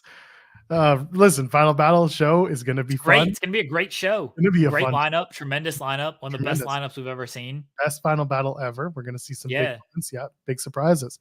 Some of the best shows AW and ROH have ever done this year. Is there anything else from Dynamite that you really want to get into? Great matches, tremendous matches, some of the best wrestling on any weekly television show we've ever seen all year. Yep. Dynamite was good. A lot of good wrestling. What do you think? I guess we'll talk about next Wednesday. But it seems like Moxley is there for the taking to win this thing, but like it can end in a 3-way tie. If Jay White wins next week and Swerve wins, then it's a 3-way tie. So what's interesting to me is that it's so rare that Moxley isn't on a pay-per-view. He wasn't on Wrestle Dream, but he was on like every. He was injured though. He was injured. He was injured. You're right. He had the concussion issue, right? Yeah. But other than that, he's basically been, when he's healthy, on every single pay-per-view this year in standout matches. You got to do it again this year. It feels like he's got to be either in the main event or put in some sort of matchup coming out of Continental Classic. So do you put him in the final? Like, him in the finals makes sense to me, and him losing to the winner of the Blue League, that also makes sense. But if the Blue League winner is Bryan Danielson, then I don't know how I feel about Danielson winning the Triple Crown, going to Japan, having a match with Okada, beating Winning. Okada again, Yeah. and then coming back with it. Or Okada wins and suddenly, I don't know, maybe he drops a New Year Dash. Like, I don't know how that looks. And that's a good thing, by the way. I think it's a good thing that there's a lot of stories up in the air with the Continental Classic and what happens with the titles after that for those who are maybe headed to Japan for Wrestle Kingdom. So there's that. And then there's also Andrade. He's another guy. Like, if this is their way to make him happy, is by giving him this title that he can then take over to CMLL and defend there. I don't know if he just wants to be prominently featured on TV, and this is one way that they're telling him you will be. This is there's a lot of really cool stuff going on, but I don't know where it goes. I just see Moxley in the finals because, again, pay-per-view wise, it's something that happens. I don't know if he needs to be in the finals for this though. Like, my belief is that Moxley and Jay White will draw. That sends Moxley through, and Swerve will beat Roosh. That sends Swerve through, and Swerve beats Moxley in the league finals to get that win back. And then on the other side, it's either Kingston winning out or Danielson. That's kind of where I'm at. So then you get Swerve and either Kingston and Danielson. I still think it might be Eddie Kingston who wins it, just because I'm not sold on this title being at the forefront of everything. I'm just not. And I think Swerve Danielson, Moxley are guys who are like main event type players who aren't going to be going to New Japan Strong to defend the title, who aren't going to be on ROH television to defend the title. So I think you might get Swerve and Kingston and Swerve or in Kingston winning that. Like, I think that's where it might go. Scott says Eddie and Mox in the finals. That's possible as well. You can get Danielson and Moxley on this show. It's just a friggin' 6-man match against whoever. Like, they're on this ROH show tonight as almost I know it's a tribute to Jay, but like, this ain't a match that has any great buildup or anything. This is like, hey, I haven't wrestled on ROH. We want to do a tribute match to Jay. What's a match that makes sense? Here's this match that makes sense. Like, that's all you gotta do for World's End. Like, you can get them on that show regardless of that. You can honestly just do like a hodgepodge of Continental Classic guys. That's what they do in New Japan on like off nights, at least what they used to do before they added 300 people to the tournament. But they would just do like trios matches or tag team matches on like the off nights when guys weren't in the G1 doing G1 matches. It would just be like, there's two guys who they're basically going to face each other in the next night. Here's a tag team match with them. And then it's usually a trios match where they have a guy who's not in the tournament, so that guy can take the fall. So that way you're not beating people who's in the tournament. You just do something like that. Just do Moxley, Danielson, Claudio. They're all Blackpool. They're all in the tournament against Roosh, Andrade, and Daniel Garcia, because that's fun. You know what? Forget it. Jay White wins the whole thing. Okay. He beats Roosh because that's the last match that he has. It's Roosh. No, that's Isn't not true at all. It's Moxley. Oh no, it's Moxley. It's Moxley. Sorry, you're right. It's Moxley. Roosh still has Swerve. Roosh has Swerve, yeah. And then Lethal and Briscoe have a match to see who gets 3 points. Yeah. So anyway, which actually is more interesting because I feel like that'll lead to Jay Lethal losing and then Jay Lethal losing and then getting super frustrated and wanting to have like a banger 2024, whatever that means, and like breaking off from Jeff Jarrett, because that seems to be like they're planting the seeds there. But yes, I think it's going to be Jay White the more I think about it, because this does open the door for a New Japan return for Jay White after they kicked him out, and that was the whole storyline. And he shows up as early as Wrestle Kingdom or New Year Dash, and then he starts going after Finlay, who may have won the IWGP whatever championship, their global heavyweight championship So by that point. here's the thing with Switchblade winning it though. He's got to beat or draw with Moxley. Yeah. But Roosh has to beat Swerve. If Swerve wins or Swerve gets a single point, Swerve's over Switchblade because he has that tiebreaker. But what So if it's a Roosh draw? has to beat what? What if they draw? What if Roosh and Swerve draw? But then Switchblade has to win. Yep. Switchblade has to beat Moxley. But And then then it's decide at 12. Swerve. But then it's Swerve in the finals against Switchblade. Why would it be that? Because Jay White has 9 points. He beats Moxley and he gets to 12 points. Okay. And so Moxley and Jay White are tied at 12. And then on the other side, Swerve draw. Okay. Swerve and Roosh draw and get a point, and they would be gone. So you're having Switchblade beat Moxley twice? That's the thing. I could see it, and then just have Jay White just say Switchblade, be like, "I got your number, Mox." I guess he did cut that promo interrupting Renee, which was hilarious. Yes. Talking about how he faced Moxley in the G1. So yeah, Jay White would have to beat Moxley twice in that because he did beat him in the G1 a few years ago. Yeah, that works. Yeah, Swerve could draw with Roosh because that would put Swerve at 9 or at 10, right? Yeah, so Swerve would be at 10, Roosh would be Moxley at 7. would be at 12, yeah, and Jay White would be at 12 as well. So they would stand. Okay. All right, Swerve and Roosh draw. Yeah, I'm not mad at that idea. I didn't think about that scenario, but I'm not mad at it. That's why I was saying for weeks, like, I don't know how I'm going to feel about this tournament until we get too deep. And that's why I'm looking at it now and saying, okay, I can maybe read the tea leaves a little better. Because when you start, it's just like, these are matches for matches' sake, and they're going to be great. And I'm looking forward to the matches, but there's no story yet. We're coming in, we're building these stories. And there are little tidbits coming in there. You saw the Daniel Garcia refuses to dance, but he continues to lose. So now he's going to be frustrated. He still has 2 matches left. He's got to face Eddie Kingston and Brody King to finish off his tournament. And it might be the last match that he has is the one where he plays spoiler because he finally figures out how to win a match.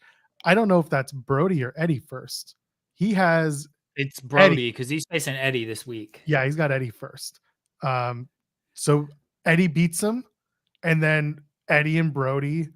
I think Daniel Garcia and Brody King have a match, and Garcia gets the win over Brody King. And that's also a big win for Garcia because Brody King has been on a tear this entire tournament, and it's a David and Goliath type of showdown. I think you can tell a good story with Switch, by the way, if he does beat Moxley twice, which makes him 3-0 against Moxley. And then let's say it's Eddie Kingston coming out of the other league. He beats Eddie in the final. Eddie was the guy who beat him that made him not be able to go to New Japan anymore. That was the match. Loser leaves New Japan. It was Eddie and Switchblade. So if Switchblade wins that basically gets him back into New Japan because he holds now one of the championships there. And people might be upset of like, well, what was the point of that stipulation earlier? Well, he got a title. They need him to defend the title, so that's how you get back in. Like, makes sense to me. I'm not mad at this little scenario you kind of laid out here, Joel. I don't know if it's gonna happen, but I'm not mad at it. Neither do I, but I like the idea of it playing out that way. This is the fun of the Continental Classic as you get deeper, is that the stories kind of start to reveal themselves in different ways. Or again, it could be just as easily Moxley wins, beats Jay White, and goes on to face whoever, and that's the final. And Moxley goes to the final. I don't know, but I'm looking forward to it. Again, this has been a much better tournament than it could have been. I think it started off a little, we weren't sure how it was going to be, but as we got deeper and told some stories, there's stuff there that's really useful. Not everyone's going to come out shining. Claudio. People got to take L's. Well, it's not even about the L's. It's just about the stories for me that are coming out of it. And like Claudio is a pretty good example of this. Claudio comes in, he's having good matches, but what else is Claudio doing out of this? Right? I don't see anything stand out other than he's Claudio, and he's got Wheeler Yuta, who's the pure champion in ROH now, and he's got Filthy Tom Lawler. So maybe Claudio and Filthy Tom and Wheeler Yuta outside of the Josh Barnett. And Josh Barnett. That's right. Everyone's gonna have a big fight for the pure title, the first ever 4-way for the pure title. There's some cool stuff. So I give it to AEW. I know that we make the joke here that I hate AEW, but I do, and that's fine. But there's some good stuff in the Continental Classic, and again, the Devil stuff is working for me too. There's reasons to watch the show again, which is something we were having trouble finding for a little while, not too long ago. Jeff Feller Drivers asked about the mystery person at Final Battle for the TV title. Do you have any guesses of who this person is, Joe? So who's in it right now? Can you remind me, please? Dalton Castle. I'm trying to do this off the top of my head. So I'm pulling it up while you do that. No, okay. Still let me try to go off. Yeah. There's 5 people.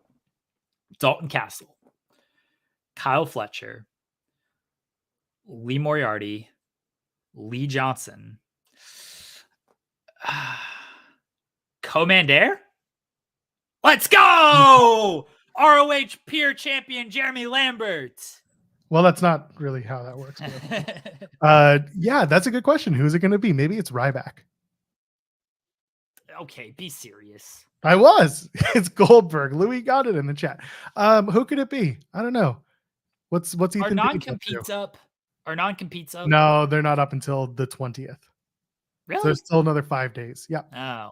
Okay. I don't know. Why not Ethan Page? Ethan Page has a friggin' I Quit match on this show. Well, so why doesn't the winner of the I Quit match get into the TV title Survival of the Fittest? Stop it. I'm being serious.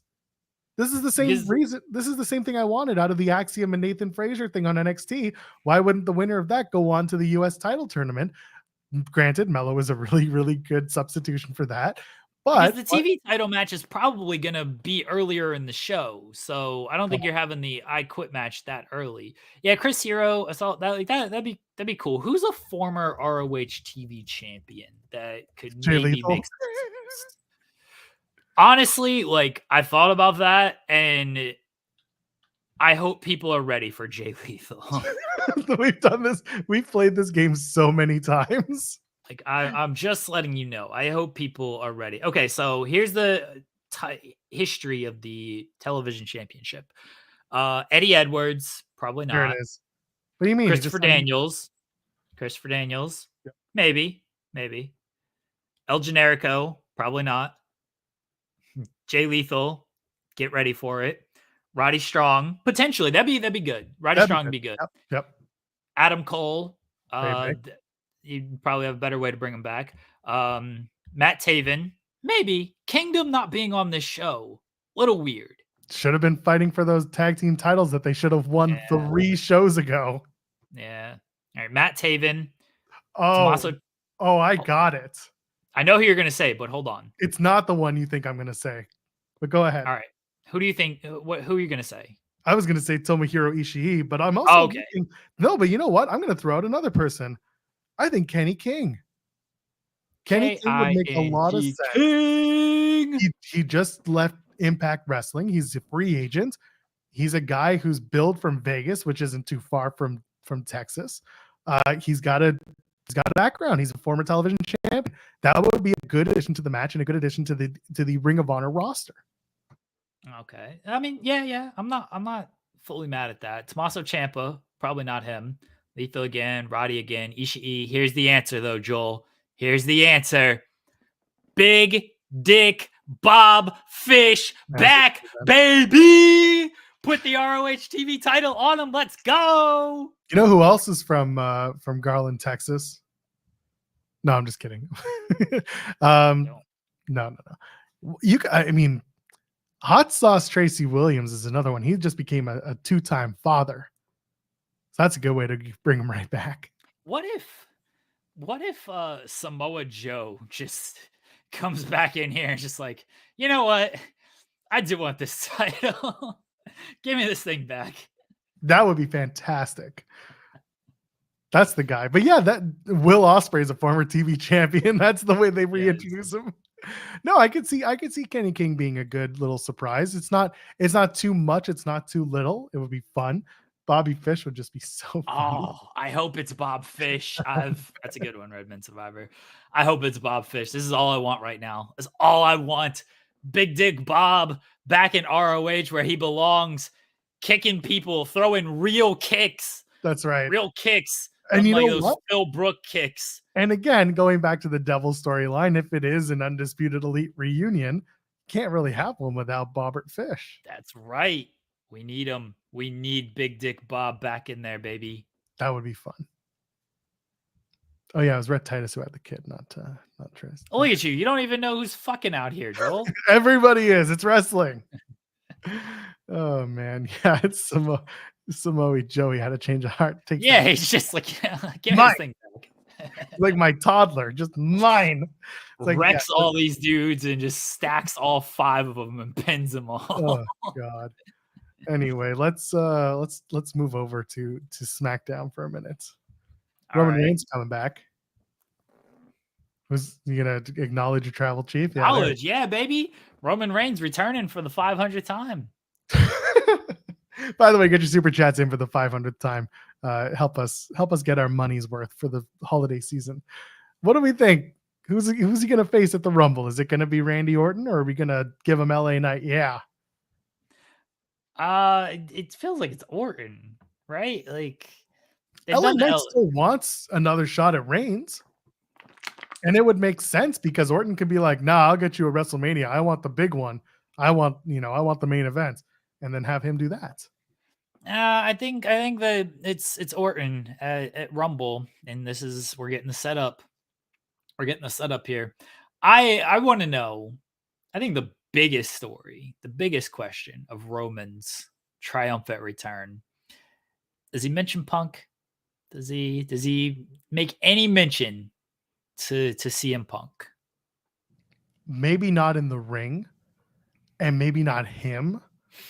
Paul Heyman might say something offhand. I think he mentions them. I think he mentions them in the ring because he's talking about people returning. He's saying, I've been gone. What's happening while I've been gone? Got Randy coming back. R-Truth coming back. CM Punk coming back. I think he mentions them in the ring. And then R-Truth comes out and says, I challenge you. Dude, if R-Truth comes out during this, I'm all for it. All for it. I think we've talked about this. Like, I don't need R-Truth doing like full-on bloodline stuff like Sami Zayn part of it. But like, I do need just like R-Truth in one in-ring segment, just like breaking Roman. Just like when R-Truth did it with Brock. Just breaking him. Just like that segment meant nothing, went nowhere, had no bearing on anything, but it ruled. I need that with R-Truth and Roman. R-Truth is just universal. It doesn't matter what he does. People are they love him. That's what I love about what he's doing with Judgment Day right now. It's just like he's just doing funny stuff, and like it's nice levity to we run Monday night. And Brock loved working with R-Truth. Oh, everybody does. Yeah, but that was my favorite story coming out of it. It was just like Brock Lesnar, curmudgeonous guy who just shows up to work and that's it. He's like, no, I want to do stuff with Truth. Let's go hang out. Because it's just like an easy night of bullshitting, right? Like you ain't got to go do anything spectacular out there. You let truth be truth. You laugh. You have a funny line, and then there's nothing difficult working with Truth. Yeah. That's why I'm sure all the top guys love that. It's like, yeah, I ain't got to be super serious. I can lay back a little. Yeah, and Truth always brings his role, and he plays it well. It's fun. The Roman Reigns thing for tonight is labeled as Roman Reigns returns to handle tribal business, whatever that is. And then the write-up is, the tribal chief returns to handle some tribal business with the Royal Rumble just around the corner. The head of the table will need to lock down his tribe and figure out how to navigate his road to WrestleMania. That is some convoluted bullshit, but I'm looking forward to it. Solo and Jimmy are presumably going to be a part of that build. What's it going to be? Is it going to be go after the tag titles, bring them home? Or is it just going to be, no, we're staying away because we like the Judgment Day?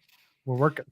No, I don't think it's going to be anything with the tag team titles. I think it's going to be praise for Solo because he got John Cena out of WWE. I think it's going to be chastising Jimmy because he keeps losing and everything. And that's kind of it. Like, I'm not expecting anything spectacular. I think it'll be a lot of addressing Randy Orton, or Orton comes out and squares up to him. Like that Roman Randy Orton or that Roman Randy interaction is gonna go kind of crazy. Like and we've been fans are waiting. gonna be into that. Yeah, and we've been waiting for it. It's been something that Yeah. was supposed to happen at SummerSlam 2 years ago almost. So this is this is a big opportunity to tell the Roman Reigns Randy Orton story. I'm looking forward to that. And then US title tournament continues. Kevin Owens takes on Austin Theory with a broken freaking hand. I think there's going to be involvement from Grayson Waller. We talked about it on Monday's show. And Melo's got his match against Grayson Waller. Waller showed up at NXT to do a little backstage thing off screen as digital exclusive. Talk some trash with Carmelo Hayes. There's some good stuff building up to this match.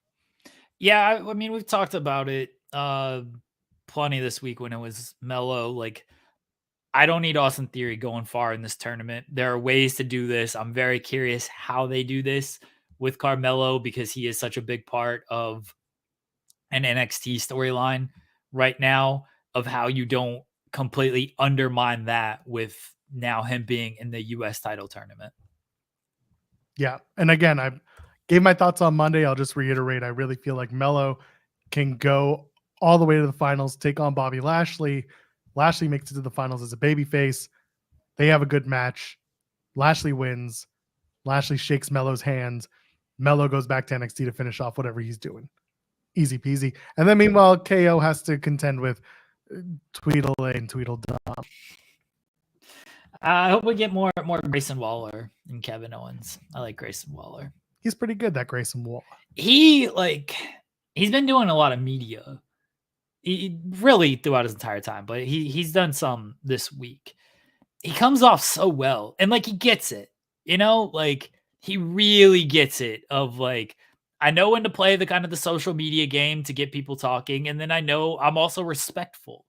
Like he talked about being trained by Ace Steel, and so when Punk came back around, he's like, yeah, like I'm happy to have CM Punk here. Like I think this is great. Like this is good news for us.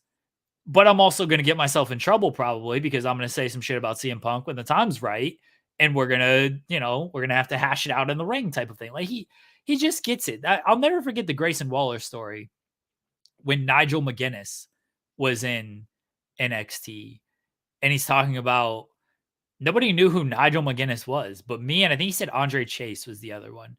Like me and Andre Chase would always just go to him and like pick his brain on stuff and like, hey, we know who you are. We know your background. How can you help us? He's a real student of the game. And again, comes across very well on media, does very well on the microphone, in promo segments, in ring and stuff like that. Good wrestler. Finishers got to change. Don't like that at all. But I like Grayson Waller. Got high hopes. High hopes for him, not only on television, but he's even said like, oh, what do you think of comparisons about The Miz and MJF? He's like, why would I be mad at that? You got one guy who is the face of the one company and the world champion in that company. And you got another guy who is a multi-time champion, multi-time Grand Slam winner, WrestleMania main eventer, 2-decade-long career. Why would I be mad if you're going to say I'm The Miz? Like, I'll be mad if you compare me to somebody who hasn't accomplished anything. That's when I'm mad about stuff. But like, yeah, why would you be mad at that? Shout out Grayson Waller. I like him. He should win this whole tournament. And then Grayson Waller, Logan Paul. It's a dope match. That is a match that I want to see down the road because you want to talk about, it's not even a clash of styles. That is just two styles of the same variety getting in the ring. I want to see those two. And everyone will be like, wait, which one's which? They're both blonde guys wearing boxing attire. They should have a shoot fight too. I want to see They that. should. Yeah. The US tournament should be a brawl for all. Oh, everything should be a brawl for all, if we're being honest. Wrestling should be MMA is what you're getting to. Yeah. I want to see these guys just shoot on each other. CM Punk just cowering in fear in the corner. He could probably take some people. I mean, I don't know. Who? I don't want to downplay anybody. Don't give me ideas. I don't want to downplay anybody. I'm sure chat's gonna bury some people right now anyway. Why Solable, speaking of which, says it's payday. So I'm sharing the wealth. Thanks for the content, guys. Thank you, Why Solable. We appreciate you. We appreciate our chats. Y'all are fun. We love the show. Get your final yeets in to the chat. If you're joining us late, put a yeet in the chat, and we're gonna pick a name here in a second. And the winner, I'm gonna buy you a copy of Cam Hawkins, the very best wrestlers of 2023. Cam and friends including Molly Bell, Phil Lindsay, for some reason John Alba, and other great friends who helped Cam with this project. So get a yeet if you have not yet done that in the chat. Senior Nerd, you've already done that. You don't get 2 entries. You don't get 2 entries off of this. All right, but get that in, and we'll pick a name here in a second. I'll even put the name spinner on screen, so that way nobody thinks I'm cheating. My God, can I get in on this then? I mean, if you want, Joel, if you want to try to take money, if you want to try to take this opportunity from somebody else, then sure, if you would like. But if you don't win, and I hope if you do, you enjoy it. If you don't win, and if you have the means, please consider getting one of these. I don't even know what to call it. It's a zine. It's a book. It's a zine. It's a cool little thing that Cam and his friends put together to round out 2023. So if you can and you have the means, please go ahead and do it. It's the pin tweet on Cam's Twitter at Seahawk, CEEHAWK. Okay. Yeah. All right. So we got everybody with their final yeet ones. Paul, you yeeted. Oh, I guess you did yeetology. Oh, I mean, if you want to pass that on to somebody else, Paul, finisher. I've already entered your name now. All right, let's pull up the spin the wheel, make a deal here. Yeah. Hold on, random name wheel. I can put this on screen. Should be able to. Yeah. Hold on. I got it. Share screen. Share. There we go. Not Delaware. Yes. There we Let's go. go. All right. You can see the names from last time. There. All, right, all the names are there. All right, we're gonna click spin here. You ready, everybody? Are you ready? Makes a cool sound too. It does. I don't know if people can hear it. Oh, this dude A-Shock. Shit. A-Shock has won. It's rigged. It's AI rigged. A-Shock, congratulations. Send me a DM on Twitter. I assume it's through like an email that I will be able to send this to you. So send me a DM on Twitter, A-Shock, and then I will get this sent out to you. We appreciate everyone who played. Yes. And again, this is a fun little zine. I know. Sorry, friends who didn't win, but at least you tried. We should eliminate one person at a time. We're here for the next 3 hours. Go pretty quick. That was fun. Anyway, is there anything else we got to get through today? I don't know. There's a lot of wrestling this weekend. Go ahead and watch it. Rampage, Collision, Final Battle, SmackDown. Don't watch it. Do watch it. Enjoy the weekend because there's plenty of that. Do you have anything else that you want to plug before we get out of here? Rob and Maggie are live at 3:00 here on the channel. It's their 200th episode, I think. No, it's their 2-year episode. 2-year, yeah. 2-year episode. So whatever number that corresponds to, that is it. It's 2 years. There you go. Oh, A-Shock is asking to spin again. He just all right. We can do that. Do it. Let's do. We got time. All right. Hold on. Now I have to re-pull this up. Hold on. Looks like Rebel Survivor was right. We are eliminating one at a time. Yeah. Why are you making me do more work, A-Shock? That's what the show has become. More work for Jeremy. All right. Well, at least it's all saved. And I think A-Shock's all right. Well, his name is it's already gone. Yeah, it's not there anymore. So no, there it is. I'll just remove his name. Okay, there. Okay. And now this is gonna okay. Val. You gotta add Val too, apparently. I gotta add Val. I need to also add somebody else came in very late. Oh, it's Bruno. Yeah, Bruno. So these late entries are getting in there. All right, so we'll add Bruno. We'll add Val. There we go. Okay. Hold on, I gotta do this share screen. I don't like doing more work. Stop it. All right, there. Everybody see it? Everybody good? Everybody gonna be happy with this? Let's go. All right, here we go. People say I'm going to talk about Bruno. The winner better accept this thing. Oh my God, they just got in. TD Storm. There you go. There we go. Toronto Dominion Storm. Congratulations. Send me a DM on Twitter, and I'll get you hooked up with this TD Storm. I just saw him in the chat too. So there you go. All right. Okay. No more. Please accept this gift. If you don't accept it, then I'm not giving this to anybody. I'll keep it for myself. You'll throw it on the ground? I mean, maybe. I don't have anything to plug. Watch wrestling this weekend. Don't watch wrestling this weekend. I don't really care. It's not my life. It's yours. Live it however you want to.